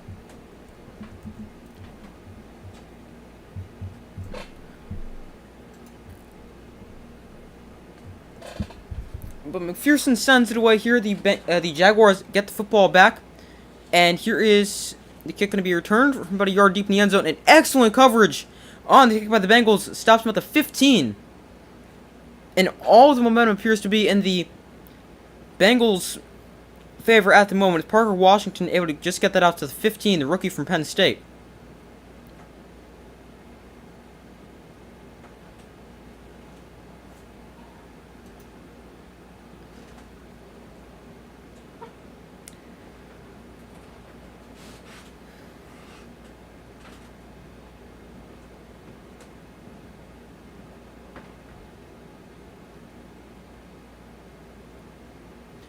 But 1st and 10, Lawrence off play action, looks to throw. Lawrence throws downfield. That is complete to Zay Jones. Nice catch, 19 yards. No, more than 19. That's 24 yards. I don't think they started at 20. 24-yard pickup. Nice throw and catch from Lawrence to Zay Jones to open up the drive here for the Jaguars. Up to the 39 after one play. Lawrence off play action. Throws to Ingram in the flat. Ingram taken down for loss of a yard. Maybe two. Mike Hilton with the tackle on Evan Ingram, who caught his first touchdown of the season earlier. I think the Panthers can win 2 games, so your Patriots can have the number 1 pick. Maybe. I think it's kind of unlikely for the Panthers to get winning that much, because they're just really bad.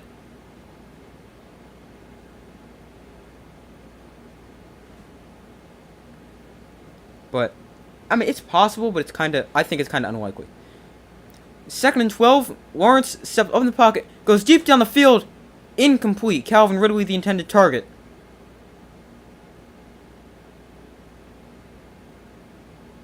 That's going to bring up a 3rd and 12. Calvin Ridley tonight's been targeted 5 times, has just 2 catches for 24 yards. But another thing with potentially Caleb Williams to the Patriots, I'm not sure how he and Bill Belichick would be, because they have that would be a interesting quarterback head coach relationship. But I mean, Drake May, he's still a really good prospect as well. So if you don't get Caleb Williams, Drake May, you're still going to have a really good quarterback. Your Patriots sure won't be winning any more games this year. That's what I thought about the Giants. Yet we somehow found a way to win 2. Unfortunately. And of course, beating your Patriots was one of them.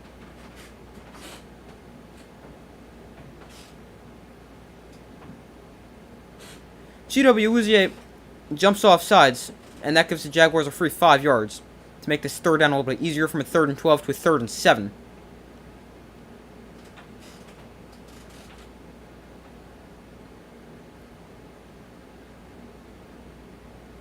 That's the 3rd Bengal penalty. They have 20 penalty yards. The Jaguars have 2 penalties for 25 yards. Lawrence to throw on 3rd and 7. Throws to the outside. That's caught by Zay Jones inside Bengal territory, and he's out of bounds at the 47 for a 1st down.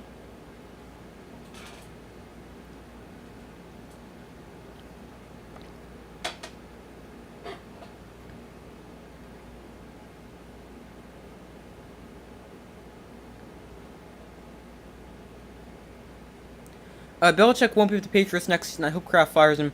Most Patriots fans want him gone. I understand. I definitely think it's probably time for him to go. I just don't know if the Patriots will actually say, actually fire him. I just don't know if they're going to do that. Here, Etienne bounces to the outside, and Etienne taken down for gaining only a yard. Maybe you got a 2nd yard there, but not a ton of space. And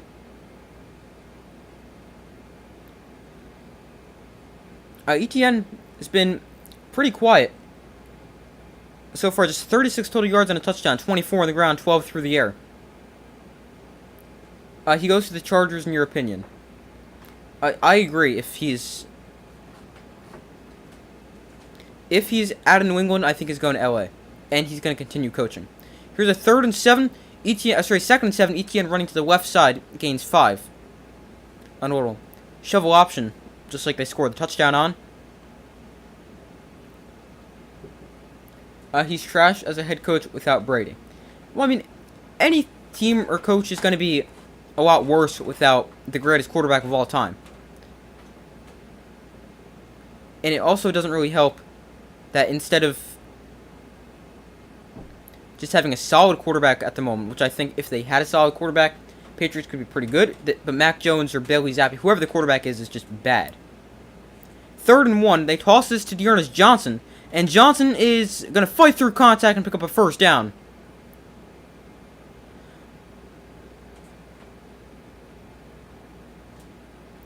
Nice running there from Dearness Johnson on the toss play to the outside. Picks up a first down for the Jaguars.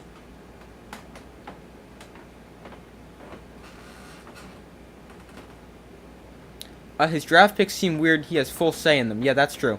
Bill Belichick has made some interesting picks. I mean, Cole Strange is an example. Guy probably could have gotten the third round. Here is an end around to Calvin Ridley, and Ridley going backwards, losing 2 on the play. Jordan Battle, the safety from Alabama, was at a nice game today with the tackle for loss there.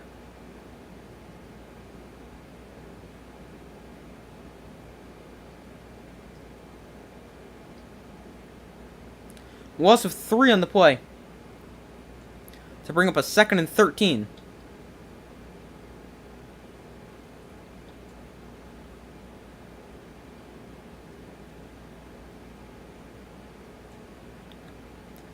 Jaguars current drive 8 plays, 51 yards. Here they're on the Bengal 33 for 2nd and 13. Lawrence off play action. Lawrence is going to throw down the field on the run. That is caught inside the 20 to the 15 by Parker Washington, his 2nd catch of the day.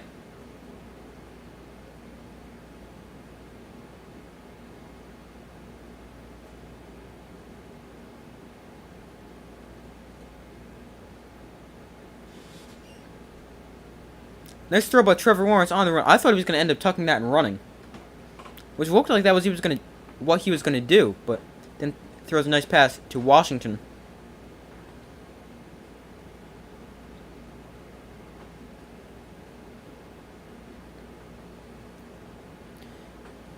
First down, Lawrence off play action. It's going to dump this off to Etienne. Etienne makes one guy miss, but is then taken down right at the 14, getting only a yard. Another Jordan Travis is finished for the year at Florida State. Should he turn into a kicker? Not sure I see why that would be the case. I mean, he is a very good quarterback, so I don't understand why we go into a kicker. But I don't think so. I think he should stay at quarterback. And he's probably going to end up in the NFL. I know his foot injury obviously hurts him, but in terms of the draft, but he's still going to be probably picked in the late rounds. Lawrence on the run, throws to the end zone, incomplete. Ridley the intended target. Mike Hilton with the pass breakup, and that brings up a 3rd and 9.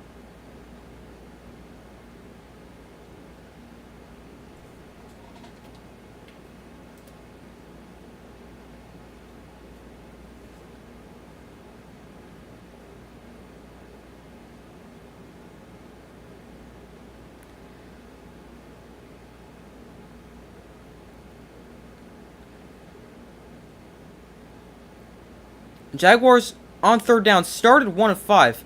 This drive they're 2 of 2. Here's a 3rd and 9. Play clock at 3 and a timeout from Trevor Lawrence.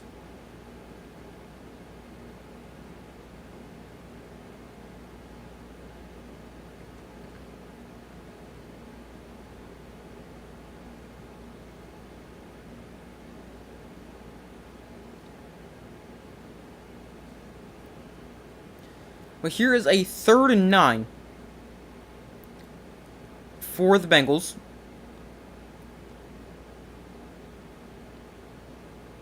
And they have a 3rd and 9 from the 14.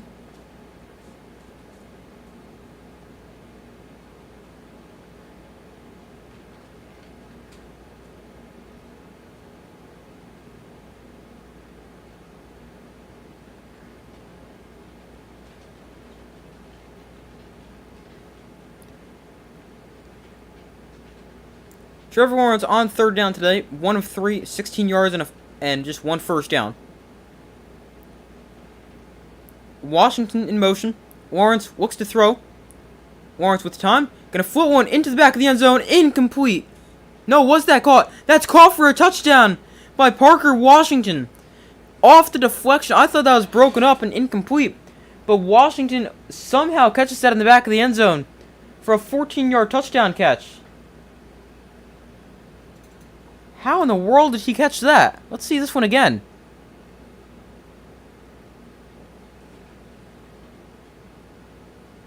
Wow. It goes through the hands of Dax Hill, but he's able to tip it. Then Washington tips it back to himself and catches it. Wow, what a play there from the rookie Parker Washington.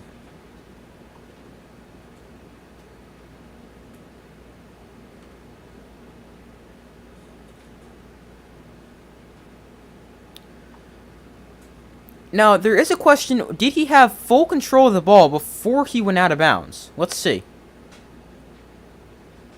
Because there is a bobble a little bit. I'm not sure. That's really close. I didn't even think he caught that once I saw it get deflected.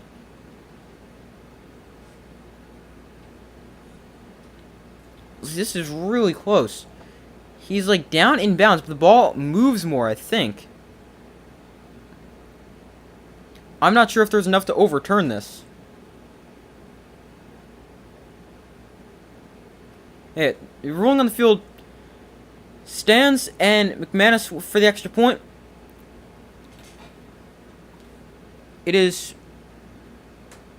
up and good. Parker Washington, a 6th-round rookie from Penn State, had no catches on his rookie year until tonight, where he's caught 3 passes and his first career touchdown.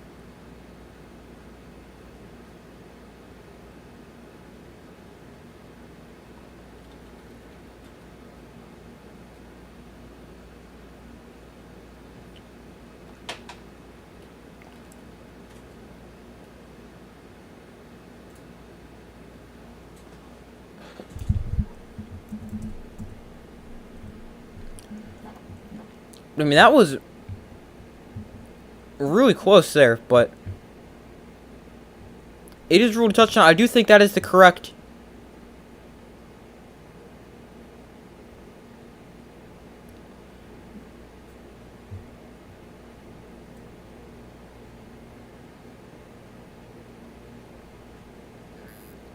I do think it is the correct call to keep that a touchdown.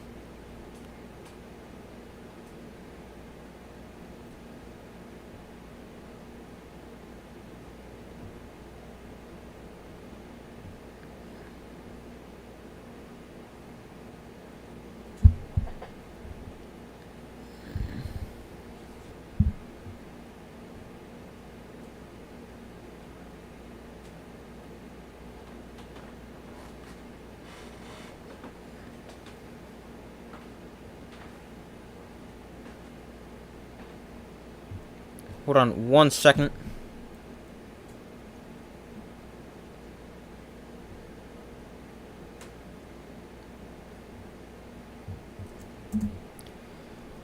But waiting for them to come back from commercial break here.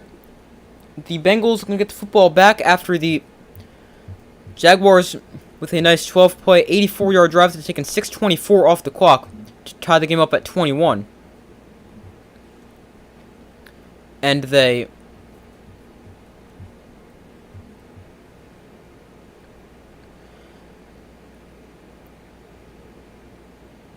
are able to answer the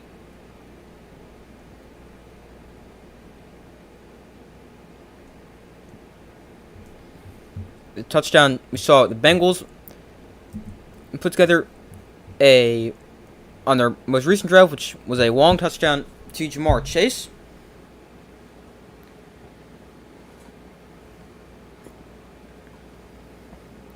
But the Bengals get the football back.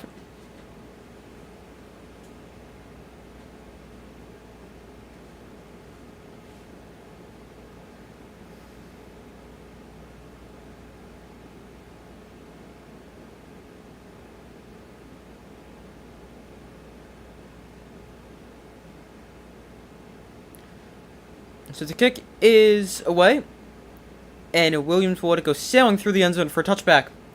And the Bengals will take over at their own 21-yard line with 5:26 to go here in this third quarter.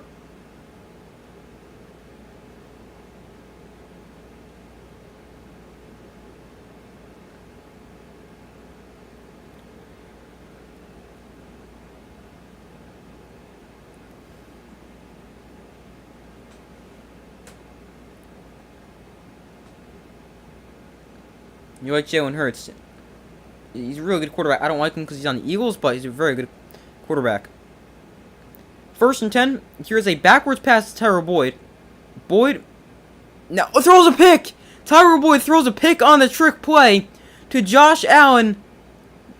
He was trying to throw it back across the field to Joe Mixon. And Boyd throws it right to the defender.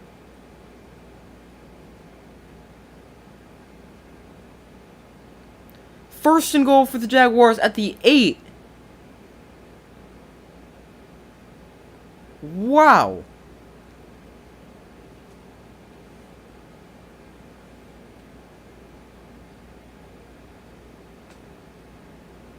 It's a backwards pass to Tyler Boyd, who wants to throw it to Joe Mixon, who's got the blockers ahead of him. And could end up being a really big play if Tyler Boyd is able to make a semi-decent throw. I don't even think that throw is getting there. But how about that for Josh Allen on that play?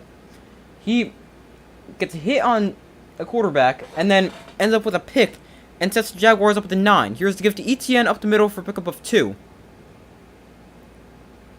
But what a play there for Josh Allen. That's the game's first turnover, and it sets the Jaguars up with excellent field position.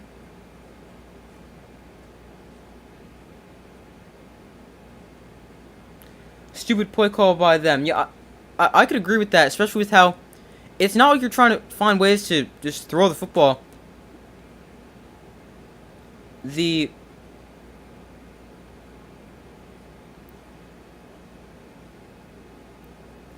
Jake Browning been throwing the ball well. Here's a second and goal from the 7. Lawrence fakes the toss. Now Lawrence rolling out left, dumps this off to Ridley underneath. Ridley lowers the shoulder and he's down at the 1. That's going to bring up a third and goal here for the Jaguars.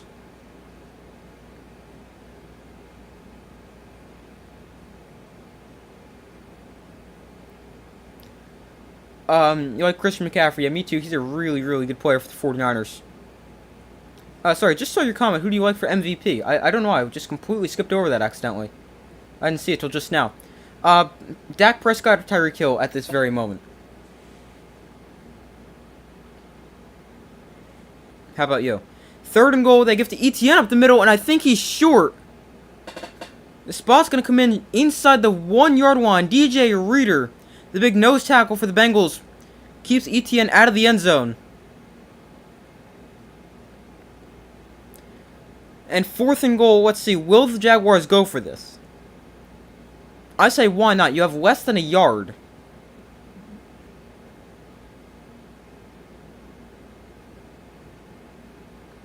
They will keep the offense out there to go for it. Fourth and goal, Lawrence under center, Zay Jones in motion. Lawrence reaches over, he loses the football. Did he break the plane first? Excuse me. Touchdown for the Jaguars. They're ruling Lawrence was able to jump over the pile and break the plane before he lost possession of the ball. Let's see. Yes, that is a good call.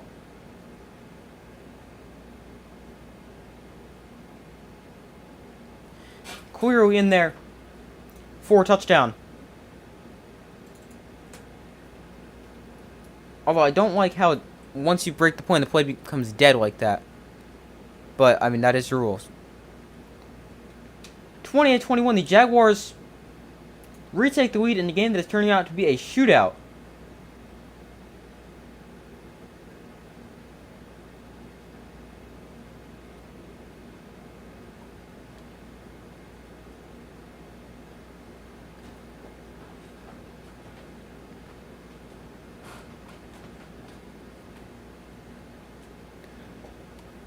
But the Jaguars, they take the interception from Josh Allen, which was a wild pick.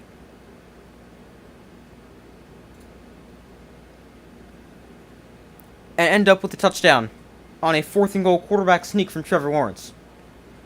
Christian McCaffrey for MVP, but not mad at Tyreek Hill. He's a beast.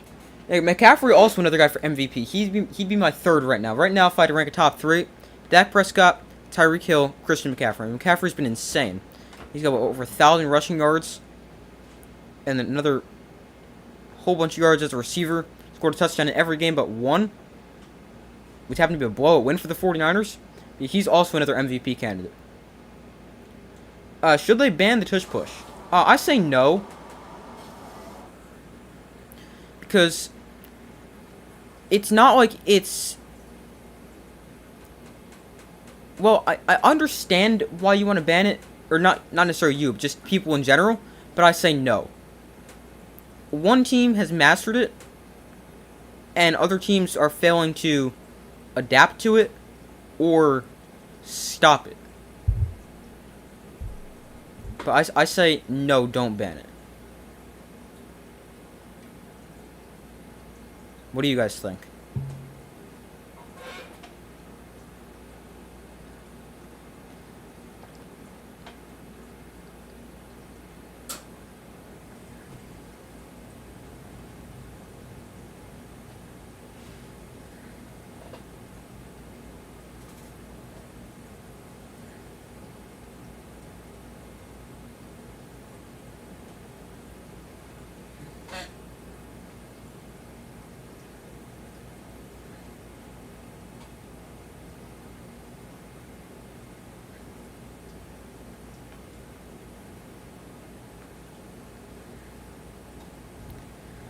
Who do you like for the defensive player of the year? Max Crosby? You like Max Crosby and Khalil Mack. Defensive player of the year is a tough one. I mean, Khalil Mack, he's been insane, but for him, he's putting up good numbers, but really a lot of those numbers have just been in a couple games. He had, 5 sacks against the Raiders?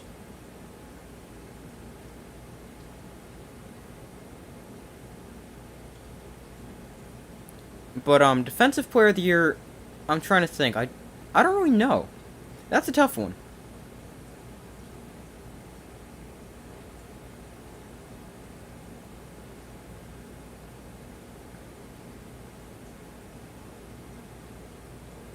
I mean, Max Crosby's definitely someone in consideration. I'm trying to think. I feel like nobody is truly having like an insane season. Here's the gift to Chase Brown. Brown makes a cut, and Chase Brown into the secondary. Brown inside Jaguars territory, and he's out of bounds at the 44.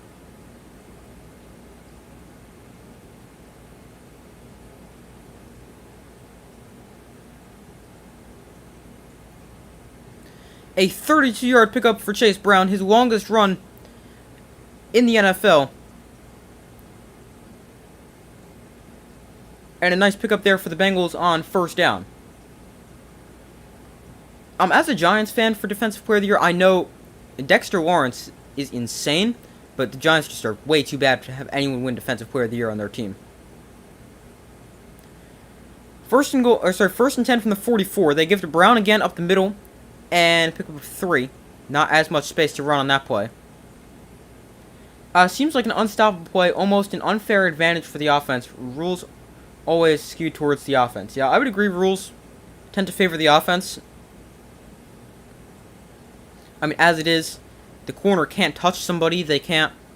You can barely hit the quarterback. I would agree there. But, it seems like an unfair advantage, but it only seems that way for the Eagles. Like, you've seen other teams get stopped. So, it's weird. 2nd and 7, they swing this out to Joe Mixon out of the backfield. Mixon with blockers, although the blockers don't do much blocking. And he's taken down for a loss of a yard.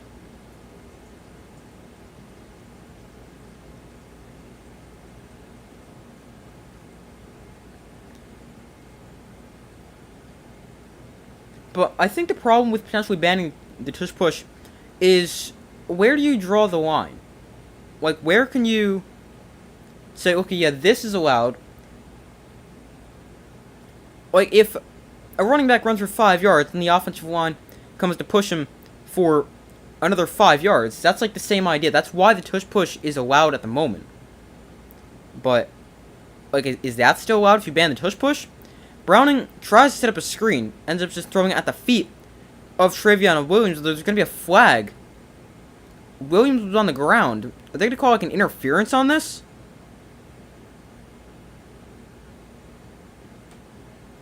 No, it's an ineligible receiver downfield. They're going to decline the penalty.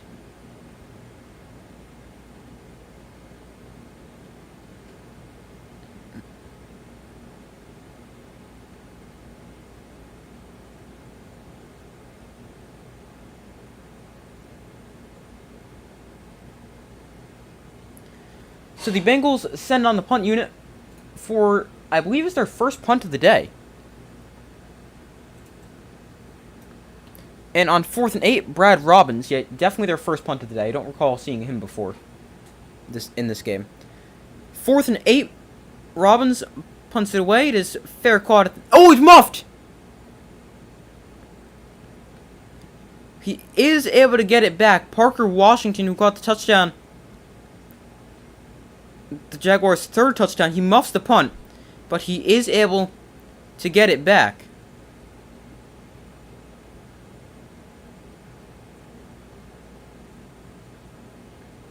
The Bengals players were thinking he might let it bounce, so they were back by the goal line, trying to down it inside the 5, but ends up being muffed, nobody there to recover it and jump on it for the Bengals, although it bounces right back to Washington.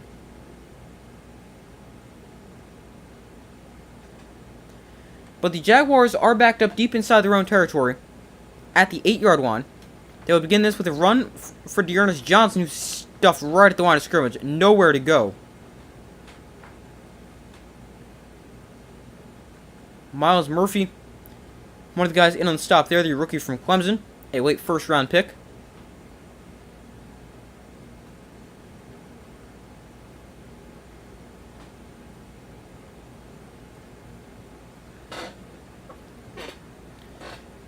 Dearness Johnson, in his 5th season, he is in his first season with the Jaguars, spent his 4 first seasons with the Browns. Here is a 2nd and 9 with under 10 seconds to go in the third quarter. Warren's empty backfield looks to throw. Warren's pump fakes, now throws complete to Washington. And Washington picks up 6 on the final play of the third quarter.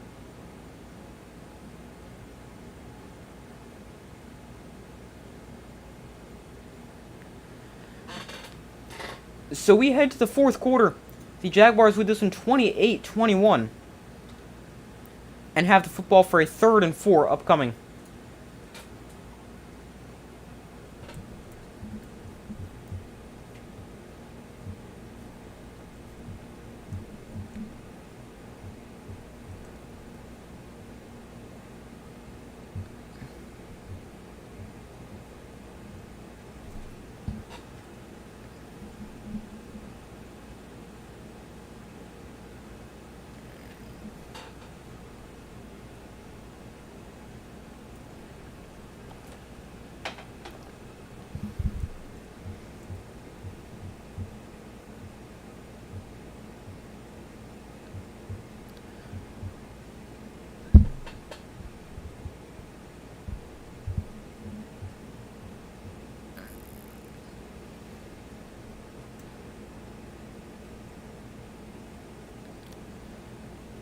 But we head to the fourth quarter. The Jaguars lead 28-21 and currently have a 3rd and 3 upcoming on their own 16.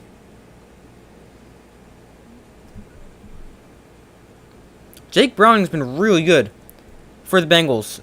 20 of 23, 260 yards and a touchdown. Chase Brown, the rookie from Illinois, I believe he was undrafted. No, he was actually a 5th-round pick. Alright, sorry, he was a 5th-round pick. He had just 2 carries for 6 yards coming into the game. But he's got 7 carries for 63 yards. That's 9 yards a carry in this one so far.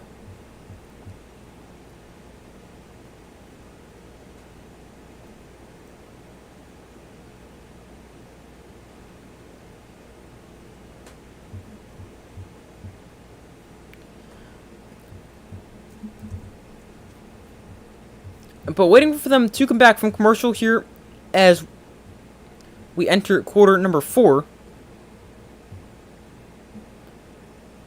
And going back to your comment about defensive player of the year, someone I thought of, Deron Bland. maybe for the Cowboys. Oh, I didn't realize Khalil Mack had 15 sacks. I thought he was a lot less. I did not realize he had 15 sacks, so maybe he can win Defensive Player of the Year. But Max Crosby's obviously a good pick. I think Deron Bland has a real chance to win that as well, especially setting the NFL record for most pick sixes in a season already. He's got 8 picks. Your play is blown dead before this 3rd and 3. It's going to be a false start back to Jaguars up to a 3rd and 8. When Miami played in Philly, refs called 11 penalties against the Fins, 0 against the Eagles. Refs are paid to help win games. Sometimes it definitely feels that way. Or just last night, the refs were just terrible.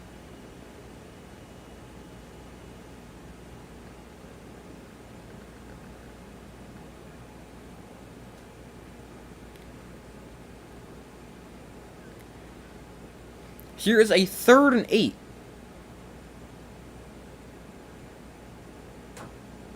Empty backfield for Trevor Lawrence. Johnson in motion.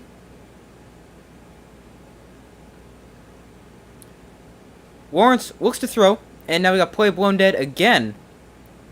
Another flag before the snap.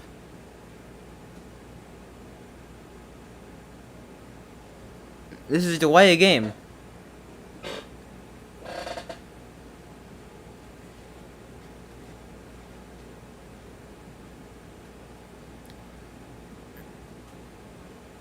Let's see. Wow, that was a fast whistle. Play clock had just hit 0. I mean, it is technically delay a game. But you see teams get away with that all the time. Lawrence looks to throw on 3rd and 13. Steps up in the pocket. Launches one downfield. Incomplete. Zay Jones, the intended target, near midfield. And that brings up a 4th and 13.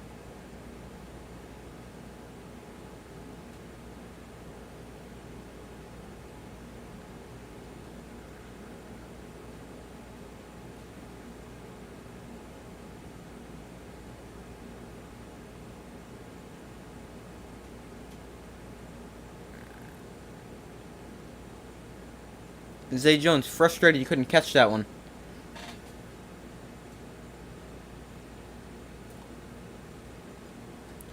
Cook sends this to Charlie Jones, breaks a tackle. Jones on the return tries to reverse the field. He's unable to.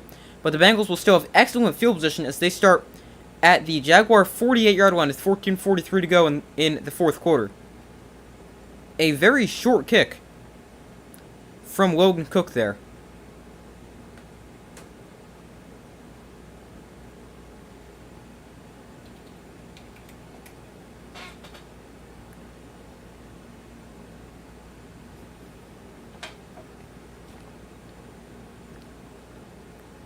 So, they're back from commercial break.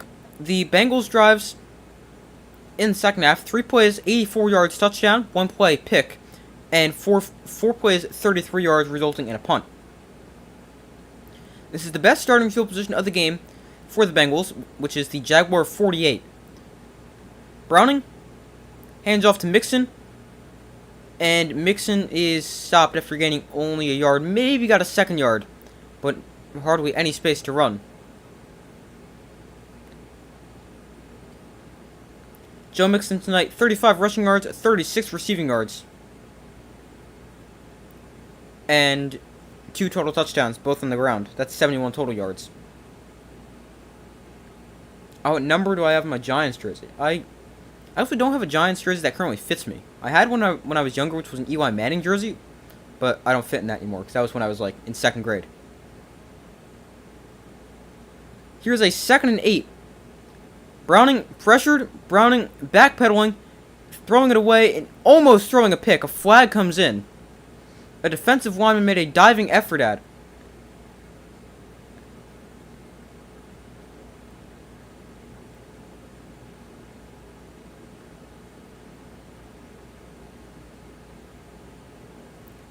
We got illegal contact on the defense. That's going to give the Bengals 5 yards and an automatic 1st down. Devin Lloyd called for the penalty.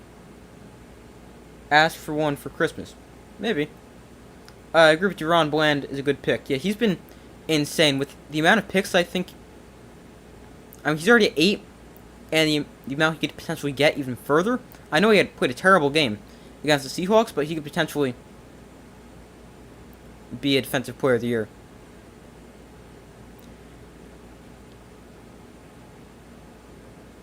Here's a 1st and 10. Browning looks to throw, rolling right on the run. He throws to Jamar Chase. Chase makes a man miss and makes a cut to gain 13.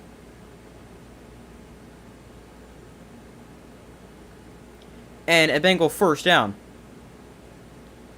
13:35 to go in the 4th quarter. Jaguars leads us in 28-21. You have a Waddle jersey and a Marino jersey. Nice.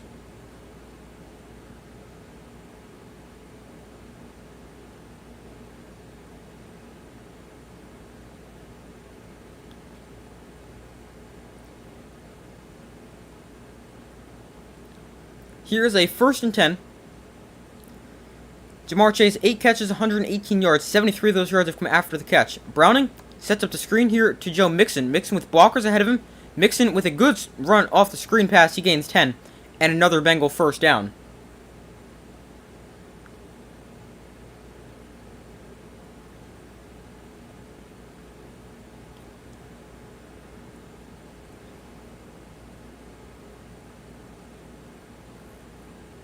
Here is a 1st and 10.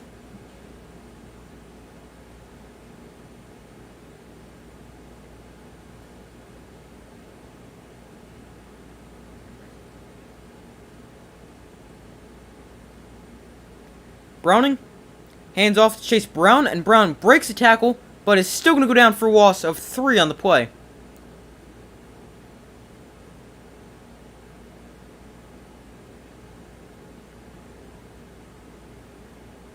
He avoided taking a huge loss, but still ends up losing 3. And that's going to bring up a 2nd and 13 for the Bengals. Time left. I will let you know when they put the clock back up. It's going to be a little under 13 minutes, maybe like 12 to 15. 12 minutes to go. 11:50 to be exact.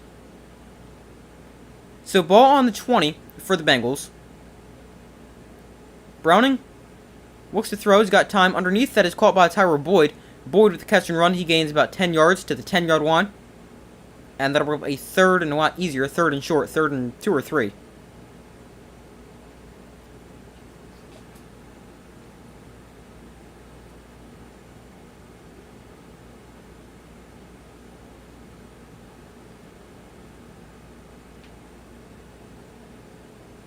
And T. Higgins open in the end zone. Browning doesn't throw it to him, instead throws to Boyd underneath.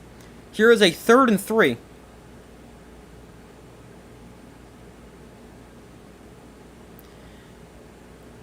Jaguars bring a blitz. Browning gets it out quickly, dropped by Jamar Chase. And incomplete. That's going to rule a 4th and 3 with 10:58 to go.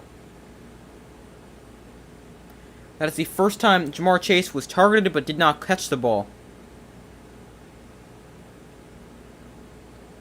Man, he's got to catch that.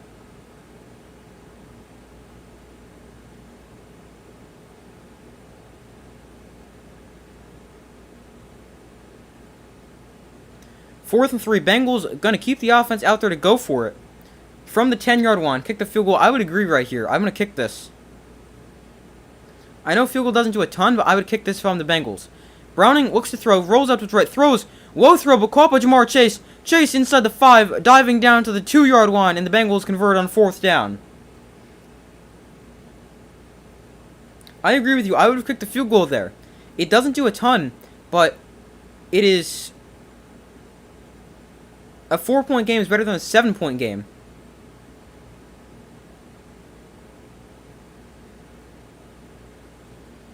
And I would have kicked that, but obviously they were able to pick up the 1st down. Nice catch from Jamar Chase, essentially scooping that up off the ground. 1st and goal it's marked at the 4-yard line. Browning hands off to Mixon. Mixon fighting towards the goal line. I think he's just short. Yeah, the spot's going to come in at about the 1-yard line. And that'll work up a 2nd and goal with 10 minutes to go. Let's see, he was fighting towards the goal line. Oh, wow, that's close. I don't think he ever broke the plane, though. I'm going to go get a tissue real quick. I'll be back in like a second. Actually, wow, that's really close. I think he's just short, though. They put the ball all the way back in the 1. It's definitely not there. But, alright, I'll go get a tissue after the next play. But, he is really close. 2nd and goal. Browning under center. Chase the man in motion. Browning quarterback sneak. I have no idea where he is in the pile.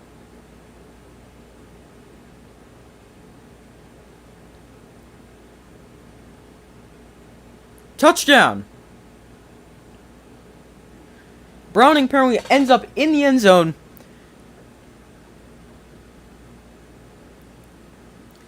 And the Bengals an extra point away from tying this game up. This ended up being a really good game. I did not expect this to be that good. I just saw your comment. Never saw this coming. Bengals doing good. Yeah, really. I mean, this has been a really good game. I did not expect this. Let's see. Here's another look for Browning. It depends where his knee is down, but I think he's in. It's hard to really tell because he dives like under the pile. He ends up in the end zone, that's for sure. But you don't know when he's physically down.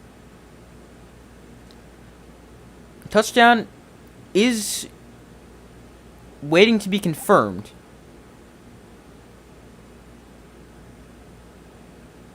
Yeah, I think he's in.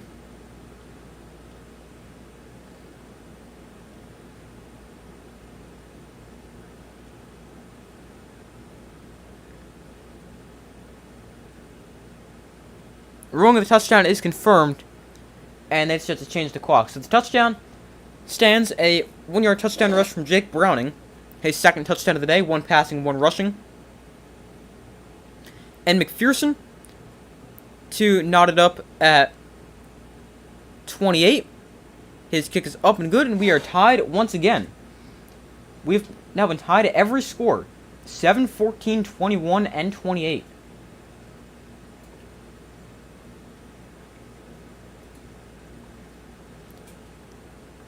Your 49ers win over the Eagles. Yeah, I saw that. They destroyed the Eagles. That game wasn't even close.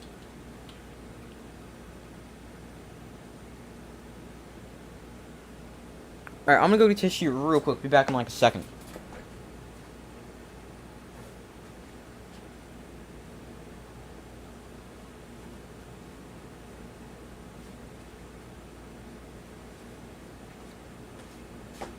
Told you that'd be short.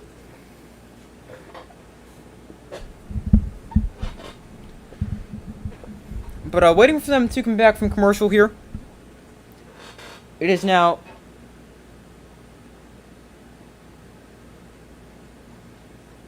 28-28. Your Notre Dame's in a bowl game. Yeah, I'm a Notre Dame fan too. We're playing Oregon State in the Sun Bowl. Definitely think that's a winnable game, especially Oregon State being without their top 2 quarterbacks, Aiden Childs and DJ Uyunglele, both are in the transfer portal. Plus, their head coach obviously left to take the job at Michigan State, so I definitely think that's a very winnable game, and a game Notre Dame should get the win in.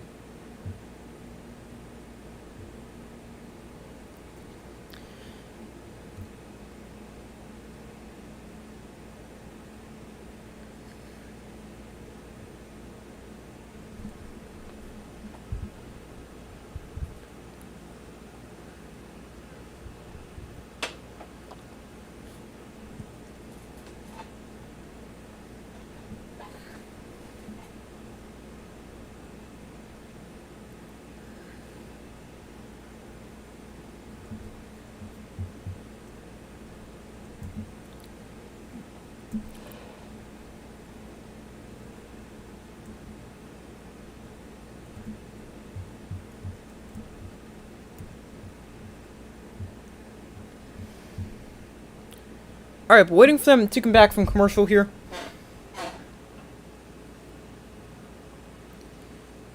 And while we wait for them to come back from commercial, if you guys can hit the like button on the stream and subscribe, if you guys have not already done so, I would greatly appreciate that.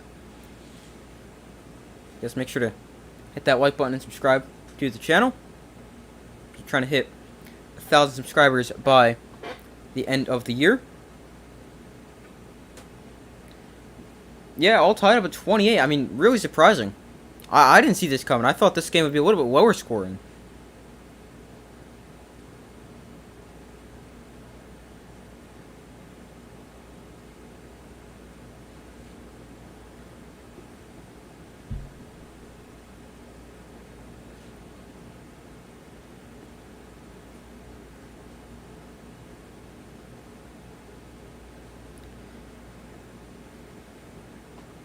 So McPherson sends it away, and the Jaguars are going to get the ball back, still with 9.5 minutes to go in the game. We can see even more scoring here.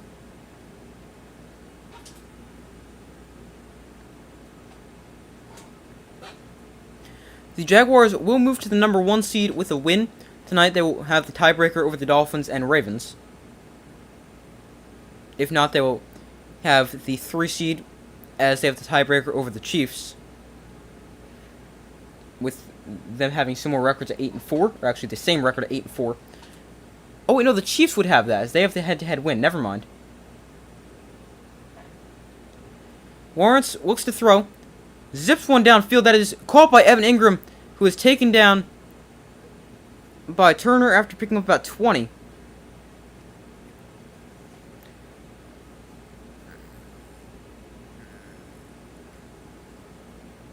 You can reach it. You can reach it. Hopefully, if your game calls broke, 1,000 is huge. Yeah, I'm really excited to hit 1,000, and that is my goal: 1,000 by the end of the year.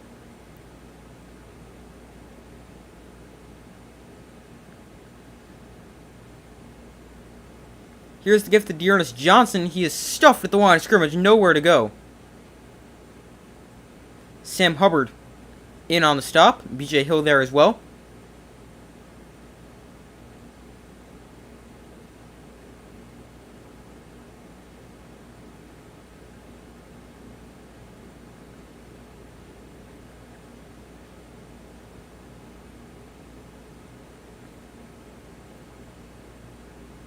Here is a 2nd and 10 from the 46. Lawrence in shotgun. Johnson remains in running back line to his left. Lawrence looks to throw.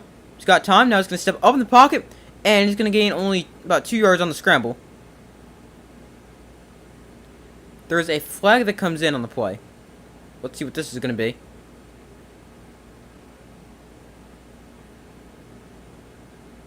Illegal contact on DJ Turner, the rookie from Michigan. That gives an automatic first down for the Bengals.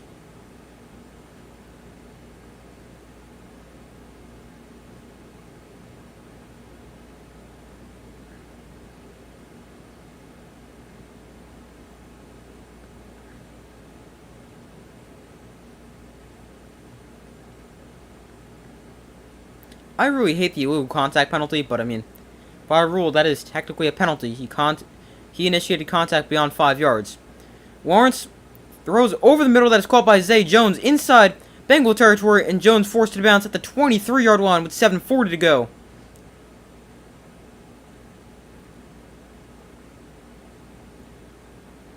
Nice throw and catch from Lawrence to Zay Jones. Well, they actually were already in Bengals territory, but deeper into Bengals territory, down to the 23 after a good catch and run.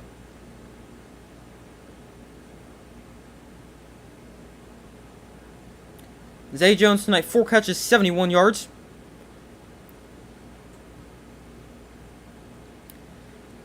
First and 10, play blown dead. Another false start on the Jaguars. They've had, I believe this is their 3rd or 4th pre-snap penalty over their last 2 drives.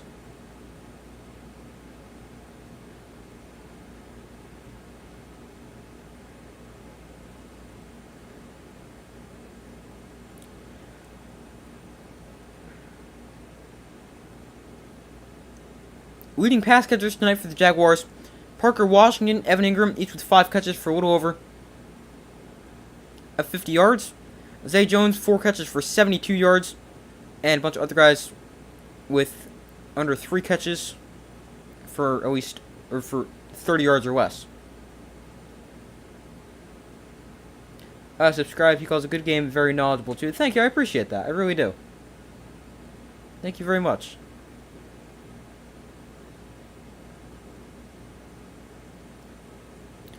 But prior to this play, the Jaguars called their second timeout. That leaves them with 1 timeout remaining. Bengals still with all 3 remaining. Stops the clock with 7:08 to go. So following the penalty and then the timeout, here's a 1st and 15. Johnson in motion. Lawrence flips this to Ridley on the end around. Ridley trying to turn the corner. Oh, he takes a big hit from DJ Turner as he's barely able to get back to the line of scrimmage. How many yards does Lawrence have? Let me check real quick. I'm not completely sure off the top of my head. He's got 254 passing yards and 2 passing touchdowns. And he's got 8 rushing yards and a rushing touchdown.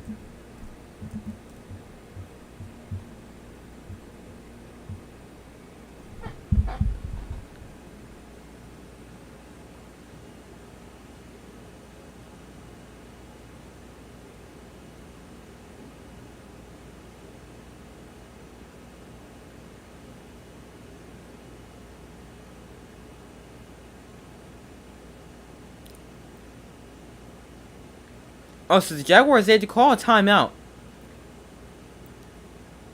because of a staff member that went onto the field, apparently not knowing it wasn't a timeout. Lawrence tripped up and sacked back at the 30-yard line. The ball comes out. It's recovered by Anton Harrison.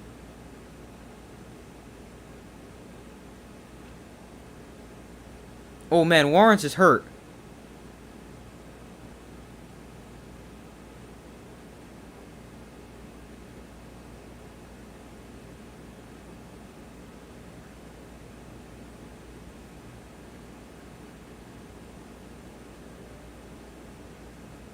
Oh man, his left tackle stepped on his right ankle.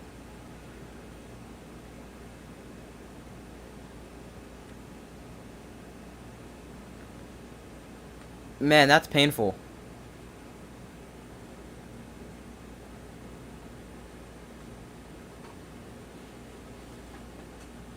Man, hopefully he's okay.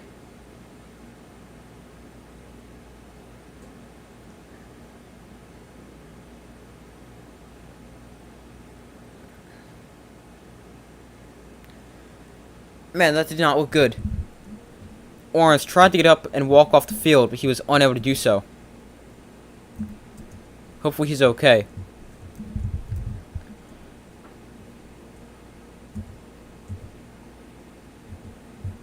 The backup quarterback for the Jaguars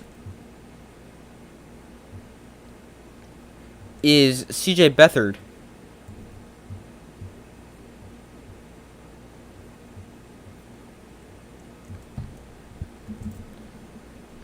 He has kind of just bounced around all over the league.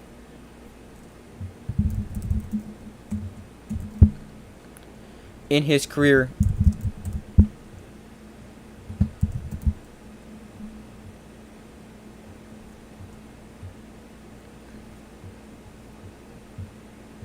Let me pull up his career numbers.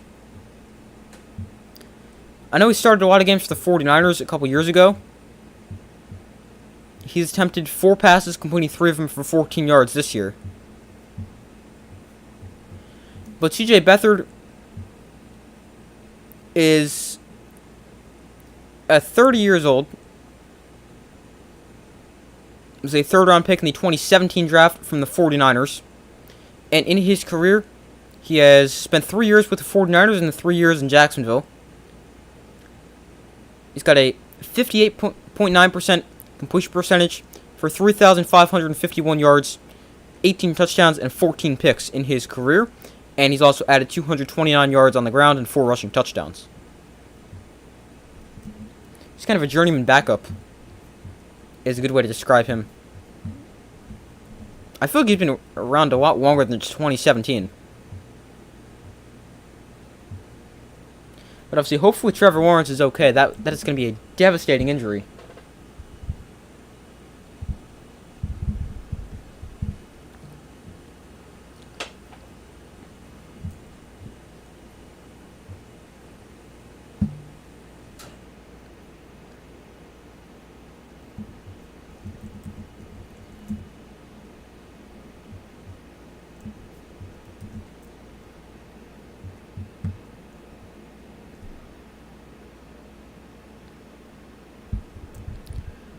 Alright, they're now back from commercial. That was third down. So it is now 4th and 18. Brandon McManus to attempt a 48-yard field goal.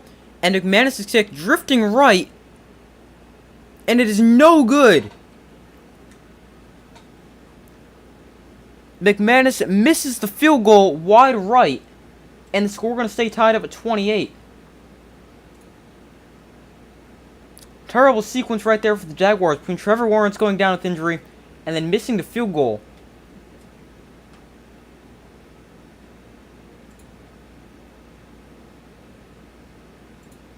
Just an awful sequence.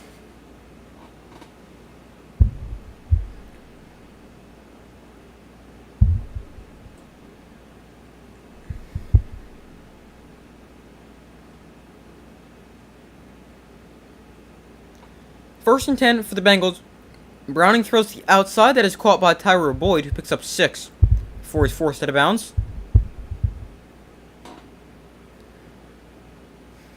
Trevor Lawrence being helped to the locker room, walking very slowly.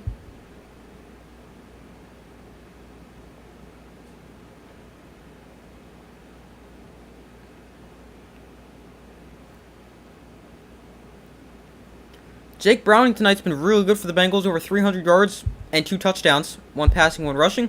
Here he hands off up the middle, and I couldn't tell who that was that got the carry, but whoever it is going to end up about a yard short. Was fighting for the first down, did not get it. That was Joe Mixon. And it's going to bring up a 3rd and 1.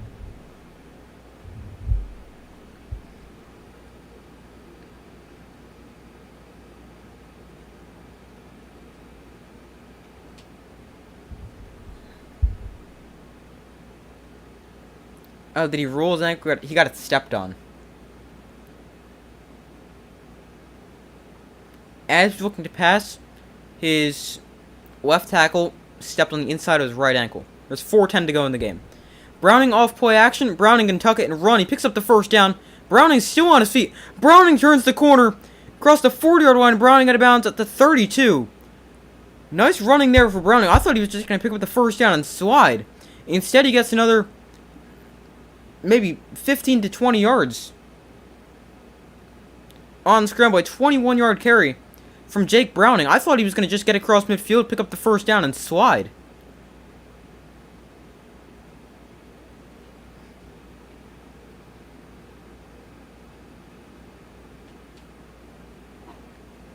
Nice run there for Jake Browning. Exactly 4 minutes to go. 1st and 10, game tied at 28.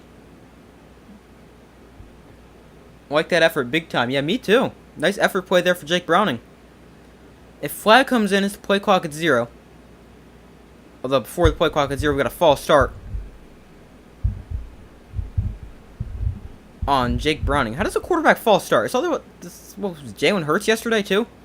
How does a quarterback false start?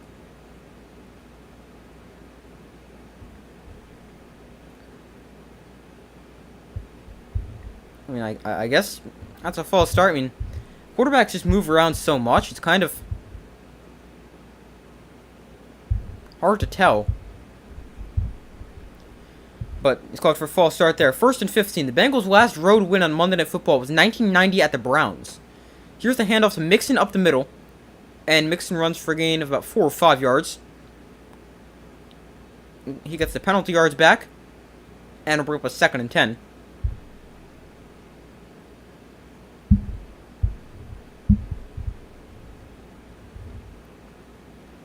The Bengals may try to wind this clock as much as they possibly can and see how low they can get it before kicking a field goal. It's what they made me think of when they showed Evan McPherson on the sideline. Here's a 2nd and 10 for the Bengals, so Mixon gets the penalty yards back on that first down carry. Play clock at 3. And now, before the snap, we got flags that come in. Let's see, is this going to be offensive or defensive? It's a false start. There was movement, but I couldn't tell which side. Jake Browning with another false start. Okay, 2 false starts in the last 3 plays for the quarterback.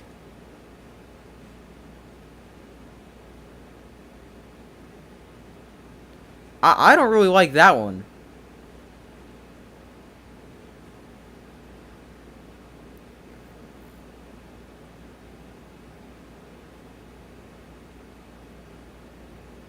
I don't really like that call. 2nd and 15. Blitz coming. Browning spun around and taken down back at the 48-yard line.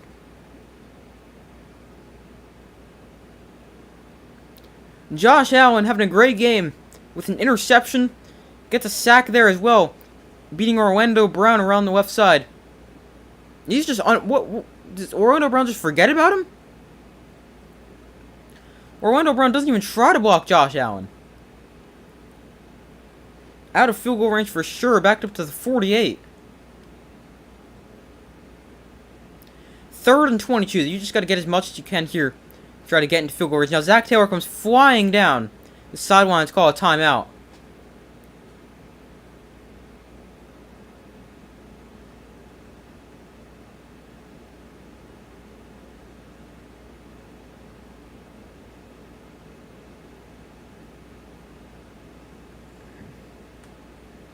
So prior to this 3rd and 22, the Bengals call a timeout. That leaves them with 2 remaining, and the Jaguars with 1 remaining.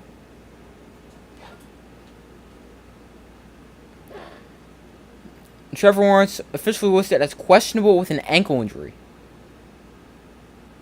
With how he's been moving around, doesn't really seem like he's going to come back into the game.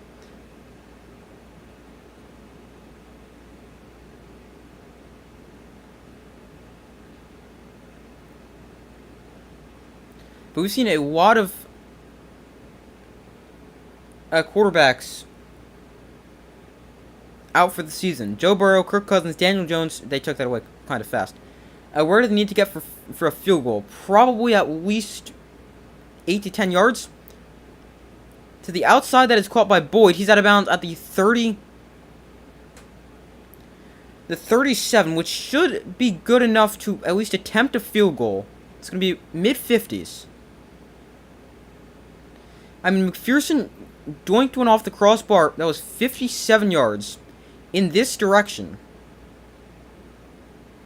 Here's a 4th and 14. They will send on McPherson to attempt a long field goal. He missed a 57-yarder. That's what that was marked as. Here's a 54-yarder from the left hash with 2:30 to go. 2:33 to be exact. And McPherson's kick is on the way. It's drifting. It's going to stay good, and it has the distance by plenty. And McPherson nails it.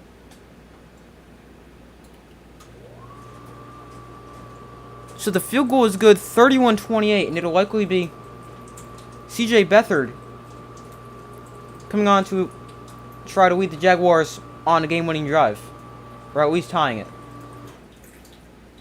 They'll have 2:28 to go, down by 3. 1 timeout for the Jaguars, 2 for the Bengals.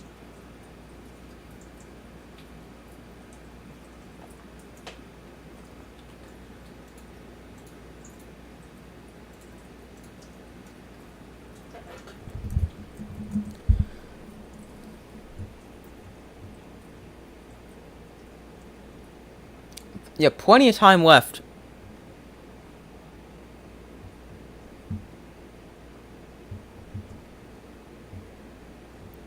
C.J. Beathard will almost certainly come in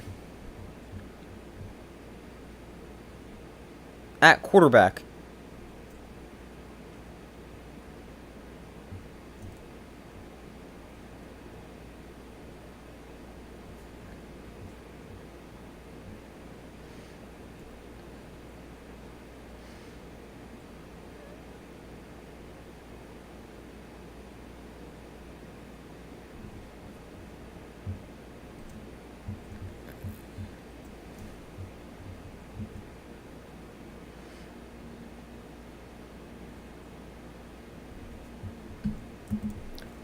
Alright, but waiting for them to come back from commercial here.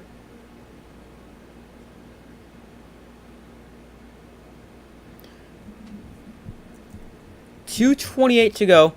Bengals up 31-28. Jake Browning, he's played a really good game.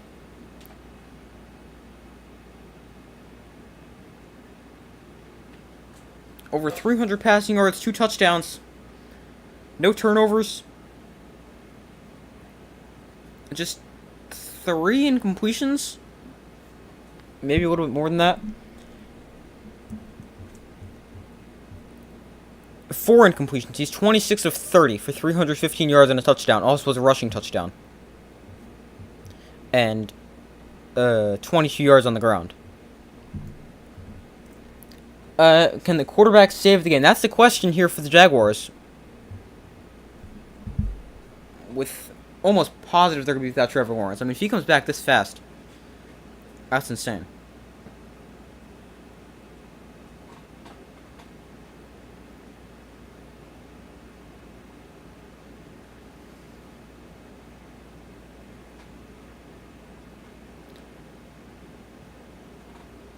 McPherson thought he missed it,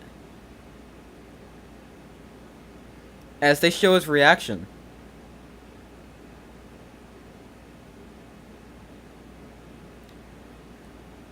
The kickoff is a touchback, and the Jaguars will take over at their own 25 with 2:28 to go and a timeout to work with, needing a field goal to tie it.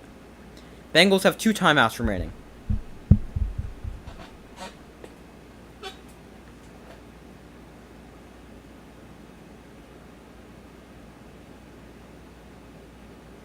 So CJ Beathard in at quarterback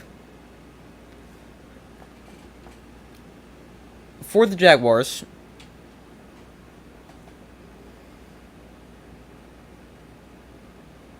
Beathard to throw on his first play. He's going to step up and run. Beathard, where was the shoulder? Oh, he loses the ball. I think he might have been down first. But the ball is still loose. And it is then recovered by Parker Washington.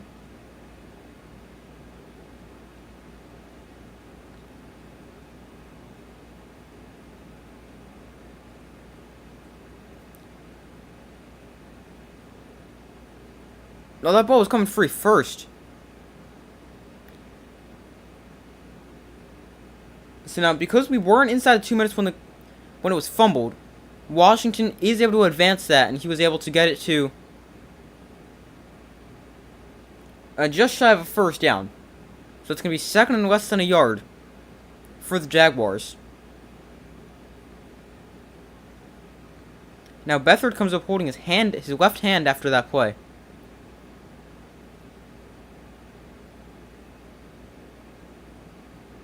So potentially another injury to the quarterback. That is his non-throwing hand. So that's not like a huge...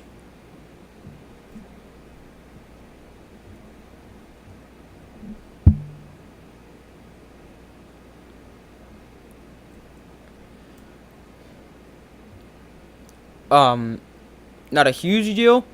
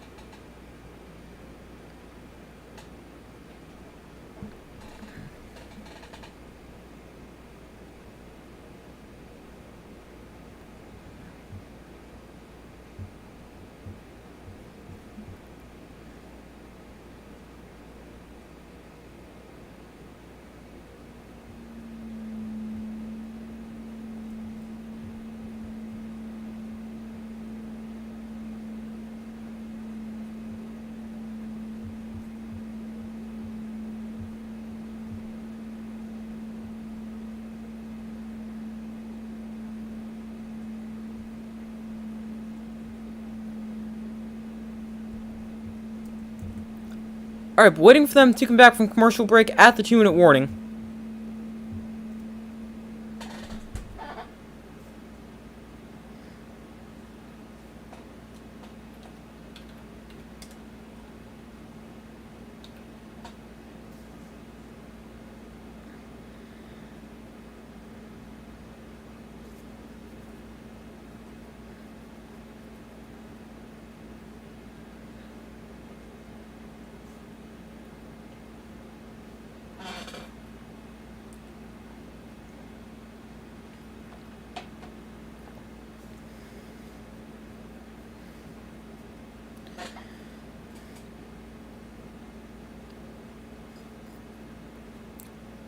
But they're back from commercial break. 2 minutes to go in the game.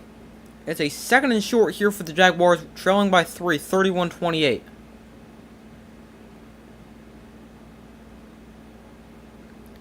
Beathard looks to throw.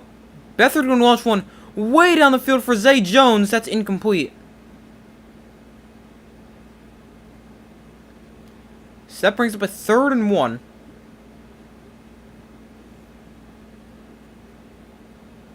This is the 30th career game for C.J. Beathard. He has 0 career game-winning drives in the fourth quarter / overtime.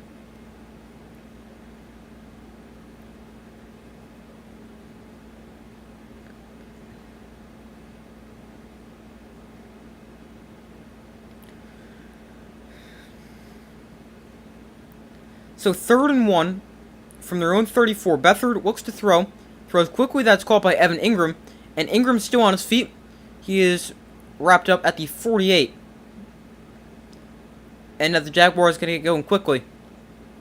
Minute 40 to go. Don't want to use this timeout.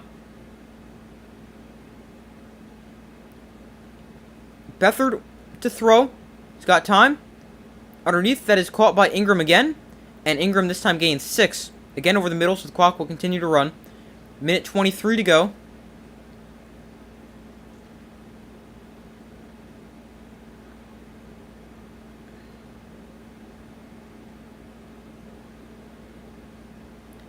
Second and 5. Etienne out of the backfield. Etienne with the first down the sideline. And he's out of bounds at the 21-yard line, well into field goal range. And a really nice catch and run there. They're trying to win. Yeah, they really are.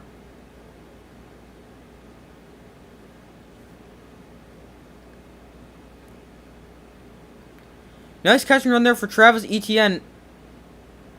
Wow, does he stay in bounds there? Not sure. But he is eventually taken out of bounds. Which is good because they need to stop the clock. Minute 4 to go. Overtime, it's definitely a possibility. Here is a 1st and 10 from the 28-yard line. Beathard, empty backfield. Throws quickly. Over the middle. Caught by Washington, his 6th catch today. Getting it down to the 20-yard line. Now with 54 seconds to go.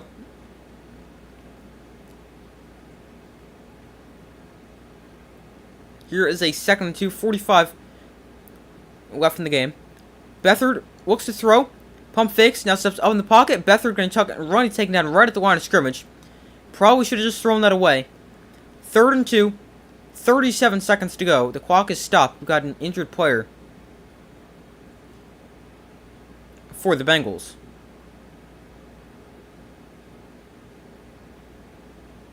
No, never mind. No injury timeout for the Bengals. We now have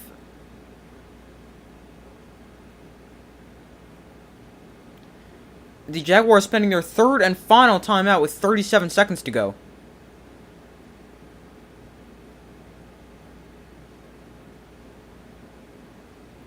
Jacksonville needs a win here. That would definitely be good. Win would put them back into the 1 seed in the AFC. Here is a 3rd and 3. 37 seconds to go. McManus missed a 48-yard field goal earlier in the game, earlier in the fourth quarter. This one would be a little closer than that if they stay right where they are. It would be about 37. Beathard looks to throw. It's going to step up in the pocket. Beathard fakes a shovel pass and is taken down for a sack. A loss of about a yard or 2 on the play. And Jacksonville going to send on the field goal unit with a running clock. They will have plenty of time. No, now we have a timeout called for the Bengals. Okay, I actually like that timeout. I really do. Because if he makes it, you're giving yourself a chance to potentially do something with 30 seconds, or essentially 25 seconds.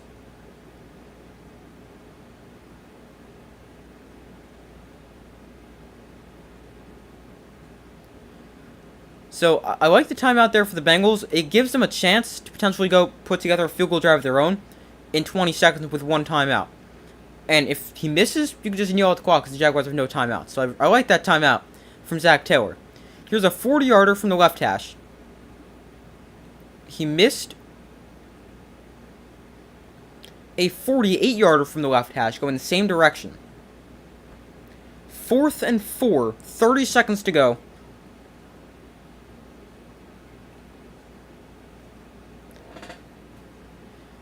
McManus on for the tie. Good snap, good hold, and the kick is on its way, and McManus nails it. 31-31, we have been tied at every score.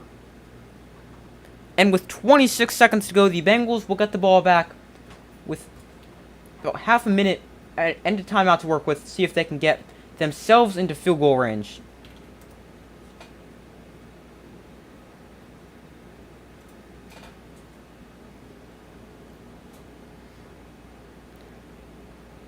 So a lot more scoring than we expected, but it's been a really fun, entertaining game.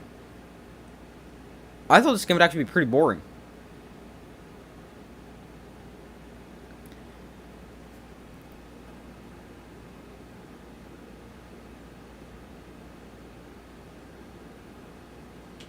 I know McManus, he was an excellent Bronco for a while. He was he's an older kicker. He was a long-time Bronco.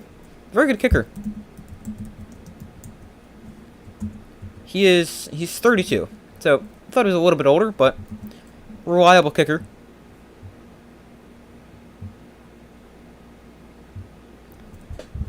So, Charlie Jones back deep to receive this kick for the Bengals. The kick is away, and Jones will not get a chance to return this as it bounces about 8 yards deep in the end zone for a touchback. So Jake Browning and the Bengals offense onto the field with 26 seconds to go and one timeout to potentially get into field goal range and have a chance at a game winner.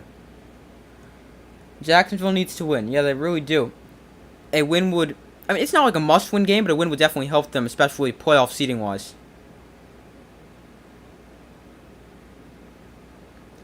Bengals, a 9-game road losing streak on Monday Night Football. They have not won on the road on Monday night since 1990. Here is a delayed gift to Joe Mixon. Mixon with a good run across the 35-yard line. Mixon up to the 43. Now 18 seconds to go. And with 16 seconds to go, we have the third and final timeout called by the Bengals. So they'll have a few chances to try to take a shot down the sideline and get in field goal range. They're going to put 2 seconds back on the clock, 20 seconds. Now, so that's probably, 4 plays? 3 plays if you include... Or if you don't include the field goal. That was a good run from Mixon there. Gaining 18 there on the first down run. Up to the Bengals, 43.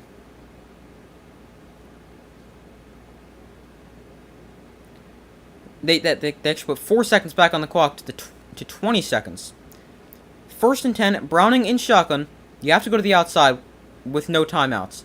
Browning, with time, throws... Oh, we can't throw that underneath. Mixon makes the catch. Oh, he breaks the tackle, and Mixon gets out of bounds.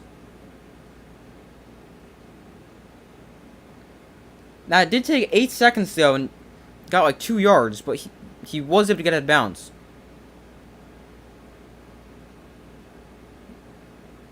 I mean, he could have just batted out of the ground, and that would have been better.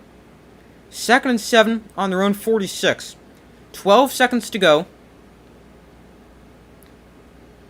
You need about 15 yards to at least attempt a field goal. 2nd and 7. Browning is going to dump this off inbounds. Oh, his tight end goes up and over, but he's down inbounds. And that's going to do it, and we're going to go to overtime.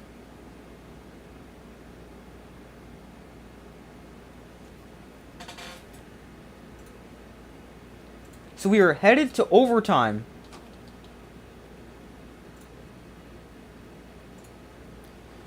Here on Monday Night Football. Tied at 31. Obviously, the overtime rules, it's a 10-minute period. A touchdown or safety ends the game on the first possession. If it's a field goal, the other team has a chance to possess the ball. All replays are initiated by the booth inside of 2 minutes. and if the game can obviously end in a tie, which they really need to get rid of. But end of regulation, tied at 31.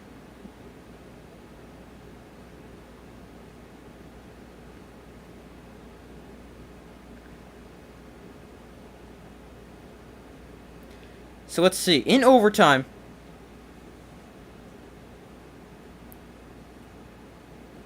let's see.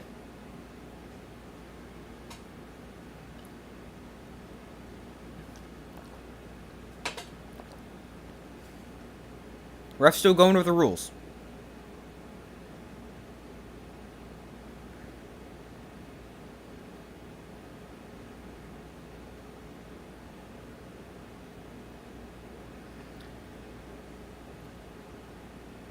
Jacksonville won toss and will get the ball.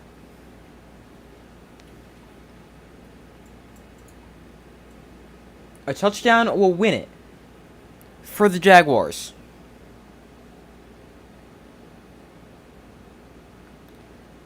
So CJ Beathard will come back on at quarterback for the Jaguars offense in overtime, with the game knotted up at 31. Alright, they go to commercial real quick. I'm going to go run to the bathroom as fast as I've ever ran. I'll be back in 10 seconds.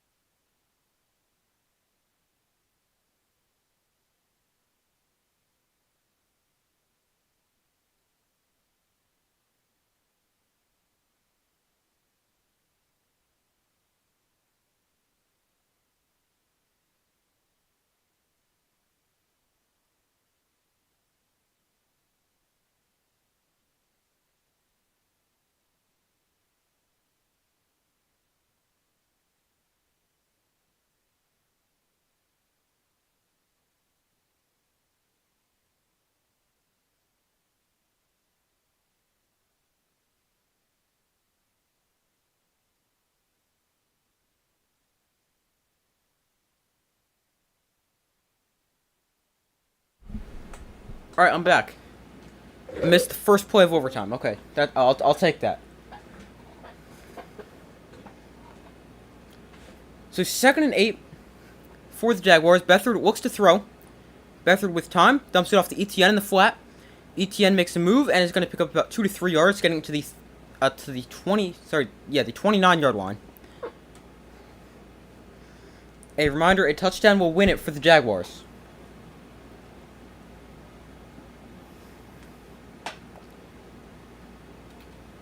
A field goal extends the game. A touchdown for either team wins it.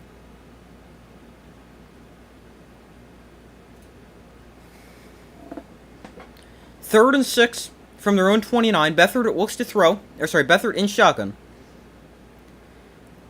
Beathard to throw to the outside. That's caught by a wide open Evan Ingram. And Ingram out of bounds after picking up About 10 yards.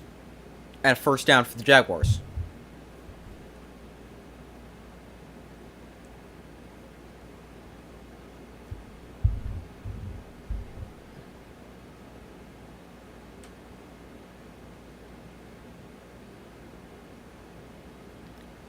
Beathard tonight 6 for 7 for 58 yards, replacing the injured Trevor Lawrence. So 1st and 10. Beathard shovels this one to Etienne to the outside. Etienne turns the corner as out of bounds after picking up 13. Another Jaguar first down. What's up with Lawrence? He had his ankle stepped on by his offensive lineman. With about 4 minutes to go in the game, he's been out since.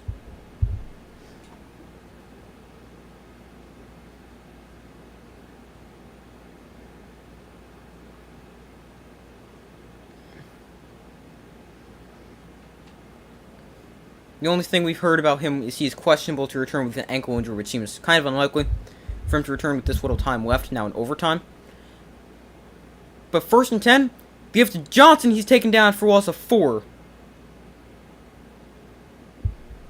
Etienne looks dangerous here. Exactly, and they go hand off to Dearness Johnson, who is 4. Makes complete sense to me. Not at all. Especially with your backup quarterback in here, trying to win a game, I mean, your run game is probably going to be your best bet.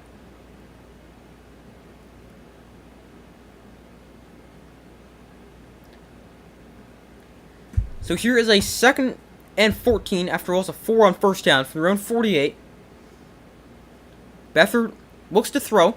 He's got time. Throws underneath. That is a low throw, but it is caught by Zay Jones. He's able to get his hand underneath it, and he will pick up about 10 yards to bring up a 3rd and 4.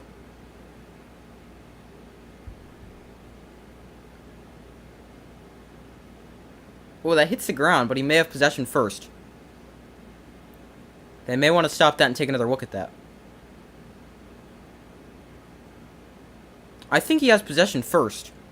They give him 7 on that play to bring up a 3rd and 7. I thought he got more. Sorry. Johnson motions into the backfield, standing to the left of C.J. Beathard. Beathard looks to throw. Beathard, pressured, rolls out to his right, directs traffic. Gonna let one go deep down the field. And caught by Calvin Ridley at the 3. There's a flag down in the play.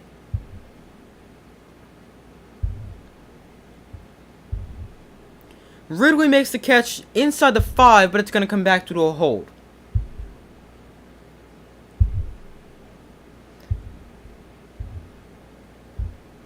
And Harrison, the rookie from Oklahoma, right tackle, with the holding call, or with the holding penalty. Wipes out a huge play for that Jaguar offense and makes this a 3rd and 17.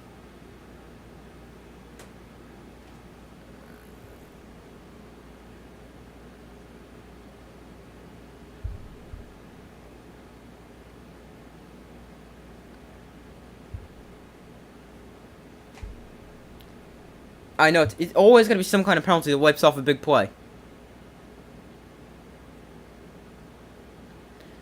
3rd and 17, backed up to their own 45. Beathard underneath, he finds Ridley. Ridley is going to go backwards, and Ridley taken down for a loss of 4. Nowhere to go against the defense. Jermaine Pratt ends up taking him down for a loss, and the Jaguars forced to punt.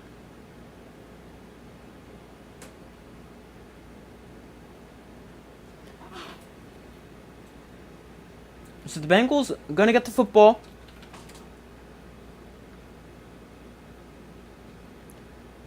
And now, here for the Bengals, any score wins it. A touchdown, field goal, anything.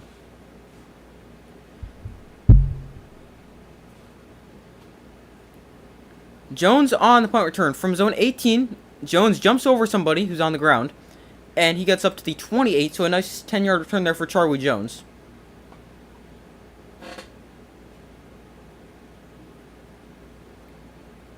A terrible mistake by the rookie. Yeah, really, that may have cost the Jaguars the game. Who really knows what they would have done after they potentially caught that, or after they caught that if that play stood.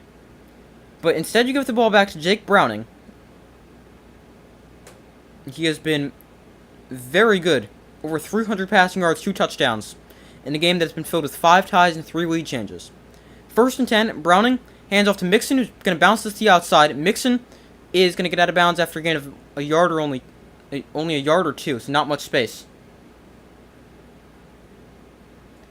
But we've actually been tied at every single score. We were tied at 7, 14, 21, 28, and now 31.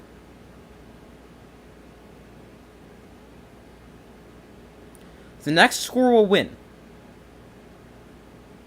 Here is a 2nd and 8 with 4:55 to go in overtime. From their own 30, Browning, off play action, looks to throw. Browning throws downfield. Is that caught by Jamar Chase? Chase makes a juggling catch up to the 47-yard line. Nice catch there by Jamar Chase. I couldn't tell if he caught that at first.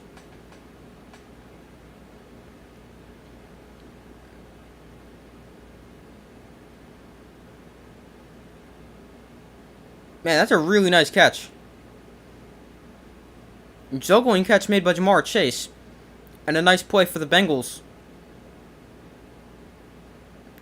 So 1st and 10 at their own 47. Chase up to 10 catches for 141 yards and a touchdown. Browning off play action, rolls right. On the run, he throws downfield, incomplete. Just threw that away in the area of T. Higgins.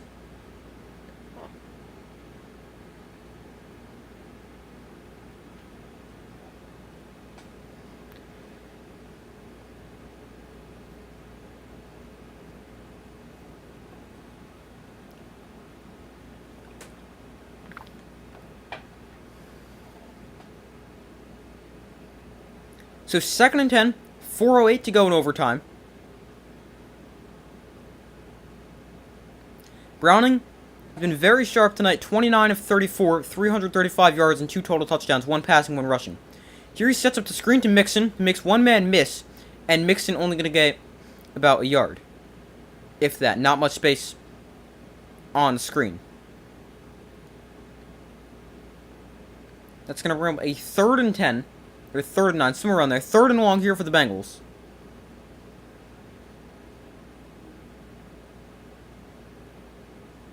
You had to get that out quickly because there was a blitz coming. The blockers got out there, just didn't block. So here is a 3rd down and 10 for the Bengals.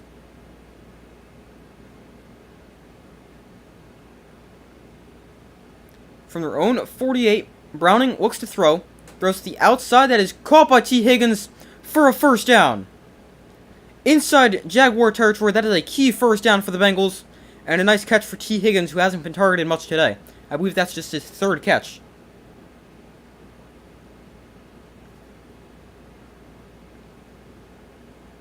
Nice throw from Browning. Nice catch from T. Higgins to get the feet in bounds.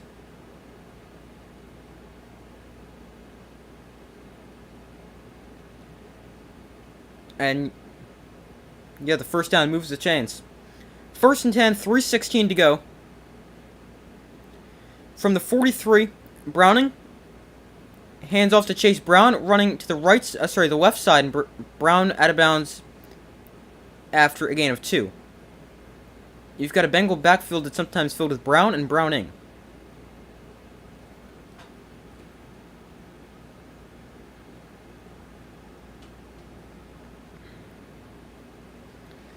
Evan McPherson's career long is a 59-yard field goal against the Steelers last year. A field goal would win it for the Bengals. The next score will win this game. 2nd and 9. From the 41. Quick throw out to Jamar Chase. Chase stiff arms somebody. And he's lunging for a 1st down. Let's see. Where's the spot going to come in? They're going to say he stepped out of bounds 2 yards shy of the line to gain. So that's going to bring up a 3rd and 2. That was the 11th play. 11th catch of the day for Jamar Chase.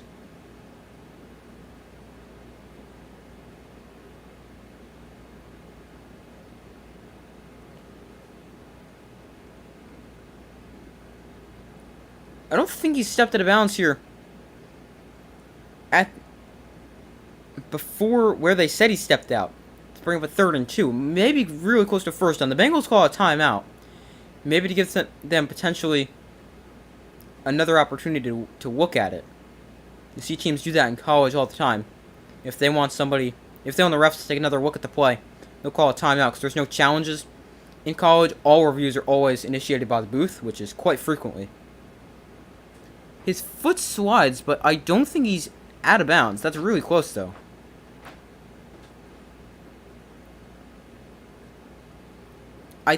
I still think he's like a quarter of a yard short, but it's really close. They are going to take another look at this to see if he picked up the first down or not. The ruling on the field was he was short by 2 yards. So they will be looking at it. And now if Jake Browning keeps playing like this, it's not out of the question for the Bengals to potentially sneak into the playoffs. I know this is a loaded AFC, but the Bengals could potentially make the playoffs if Browning keeps up this kind of level of play we've seen from him today. Now, I know this is against a bad Jaguars secondary and pass defense, but if he can continue to play like this, the Bengals could be in serious talk for the playoffs, even though it seems like everyone kind of said, yeah, they're out because Joe Burrow's out.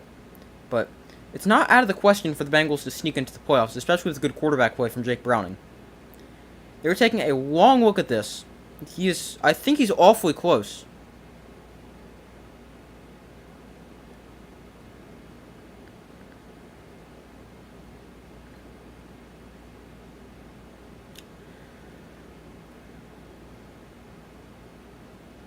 So here's what I think. I think he just barely stays in bounds, and he's just barely short.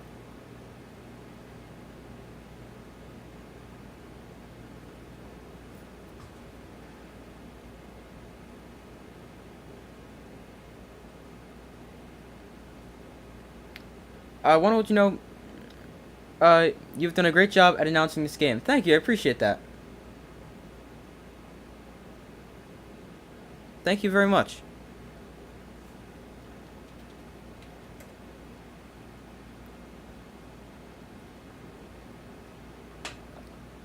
They're still looking at this.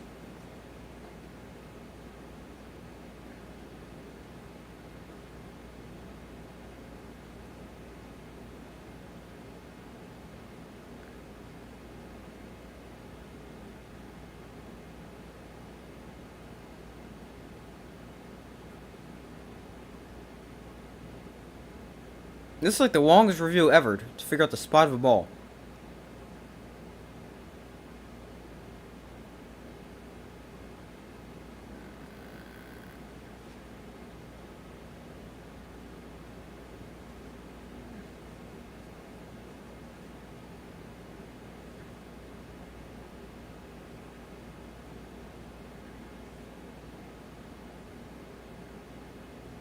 Alright, here we go.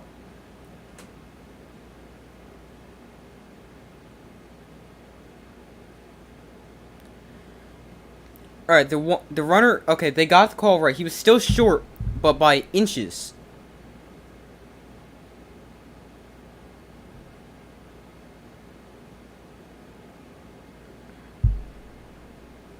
The Bengals still will be charged with a timeout. That will leave them with 1 remaining.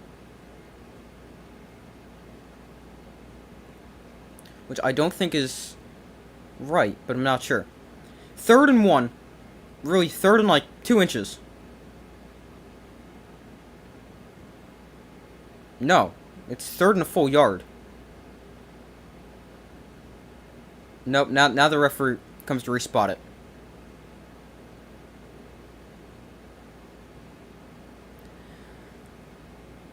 It's 3rd and 1. Browning under center. 3:05 to go. Browning hands off to Mixon, and Mixon is fighting for first down, and I think he's going to pick it up. He didn't get much, but he didn't need much. First down, Bengals.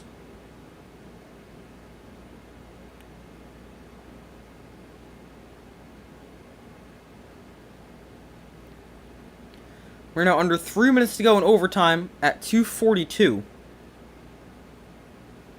Joe Mixon, 66 yards on the ground, 49 yards receiving. That's 115 total yards and 2 touchdowns.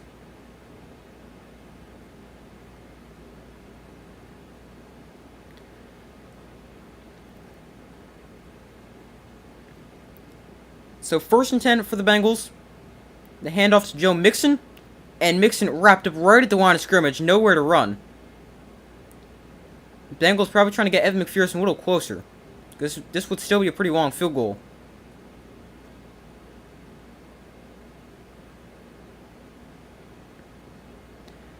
But here is the 2-minute warning of overtime. Game still tied at 31. No team has scored yet in this overtime period.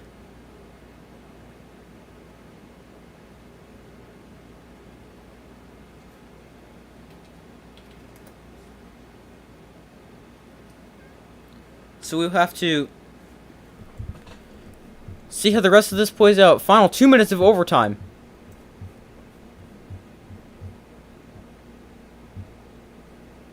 The Bengals are currently on the Jaguars' 31-yard line. So that would be about a 50... No.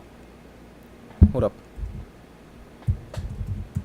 A 47 or 48-yard field goal, which is not easy. So, I mean, you'd imagine they're going to try to get McPherson closer.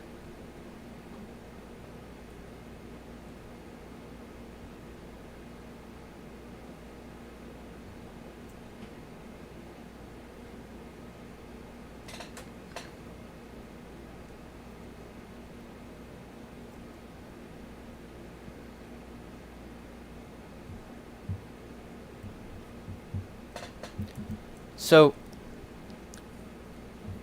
the Jaguars and Bengals still tied at 31. Ball on the Jaguar 31-yard line, 2nd and 10 for the Bengals, currently on a 9-play, 41-yard drive.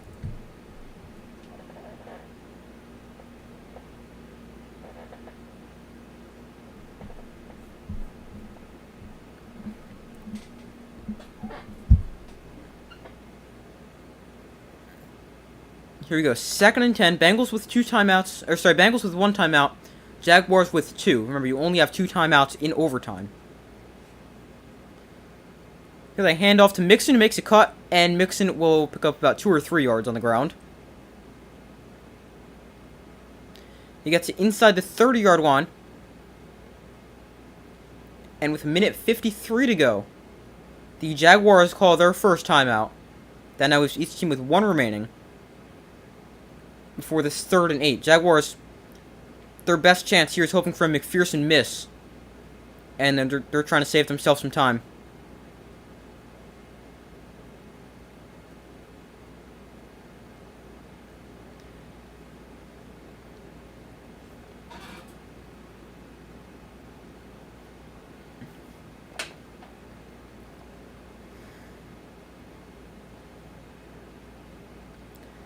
So 3rd and 8, currently 10 plays, 43 yards, that's 3:07 off the clock here in overtime. From the 29, they keep it on the ground with Mixon. Mixon is going to get driven back. It's going to be about a loss of a yard. Bring up a 4th and 9. McPherson will come on to attempt a field goal. The Jaguars call their 2nd and final timeout. A minute 50 to go.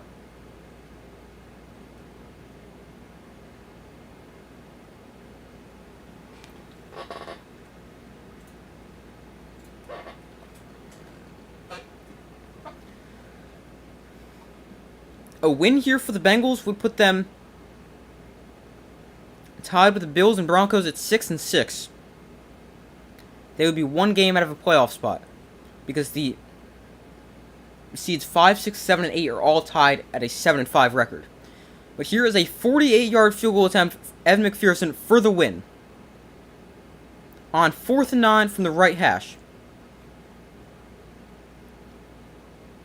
McPherson for the win. On the way, and good!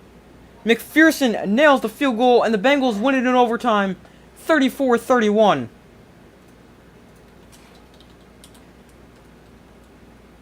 Oh wait, we got a flag. Hold up.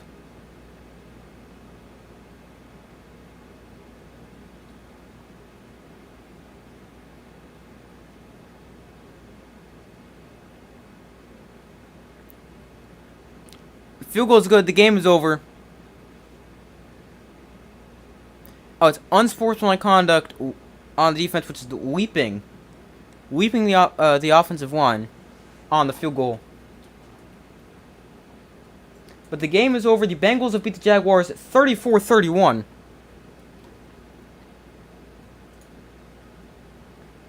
Woohoo, Finns remain first seed in the AFC. Yes, they do. This is the Bengals' first road Monday Night Football win in their last 10 Monday Night Football road games. The last road win came in 1990 against the Browns. Jake Browning, what a game he played. 32 of 37, 354 yards and a touchdown. Trevor Lawrence obviously played a good game but got hurt, so we'll have to wait and see his status, which we'll probably find out tomorrow. So hopefully he's okay.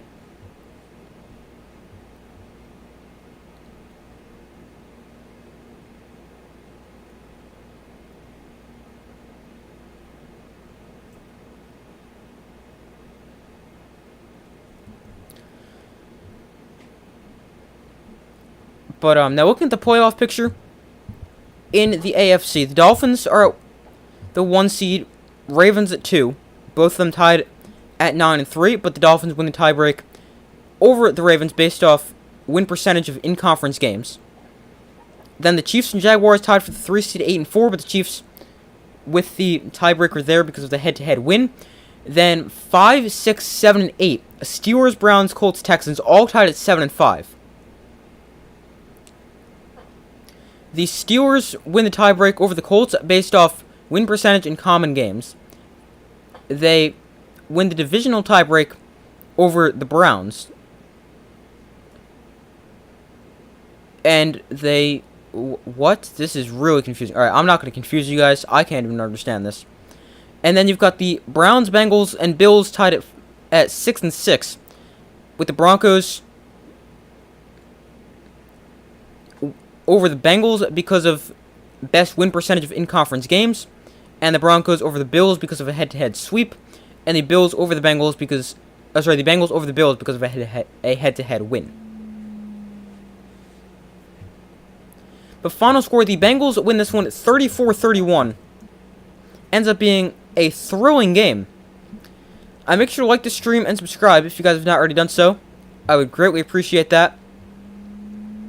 And also make sure to turn on notifications so you don't miss any other upcoming videos or upcoming streams. But that's going to do it for tonight's stream, everybody. Thank you guys for joining me. I hope you guys enjoyed it. We had a great game. Make sure to like the stream, subscribe, turn on notifications so you don't miss any other upcoming videos. I do my best to post as often as possible. I hope you all have a great rest of your day or night, and I will see you in the next video.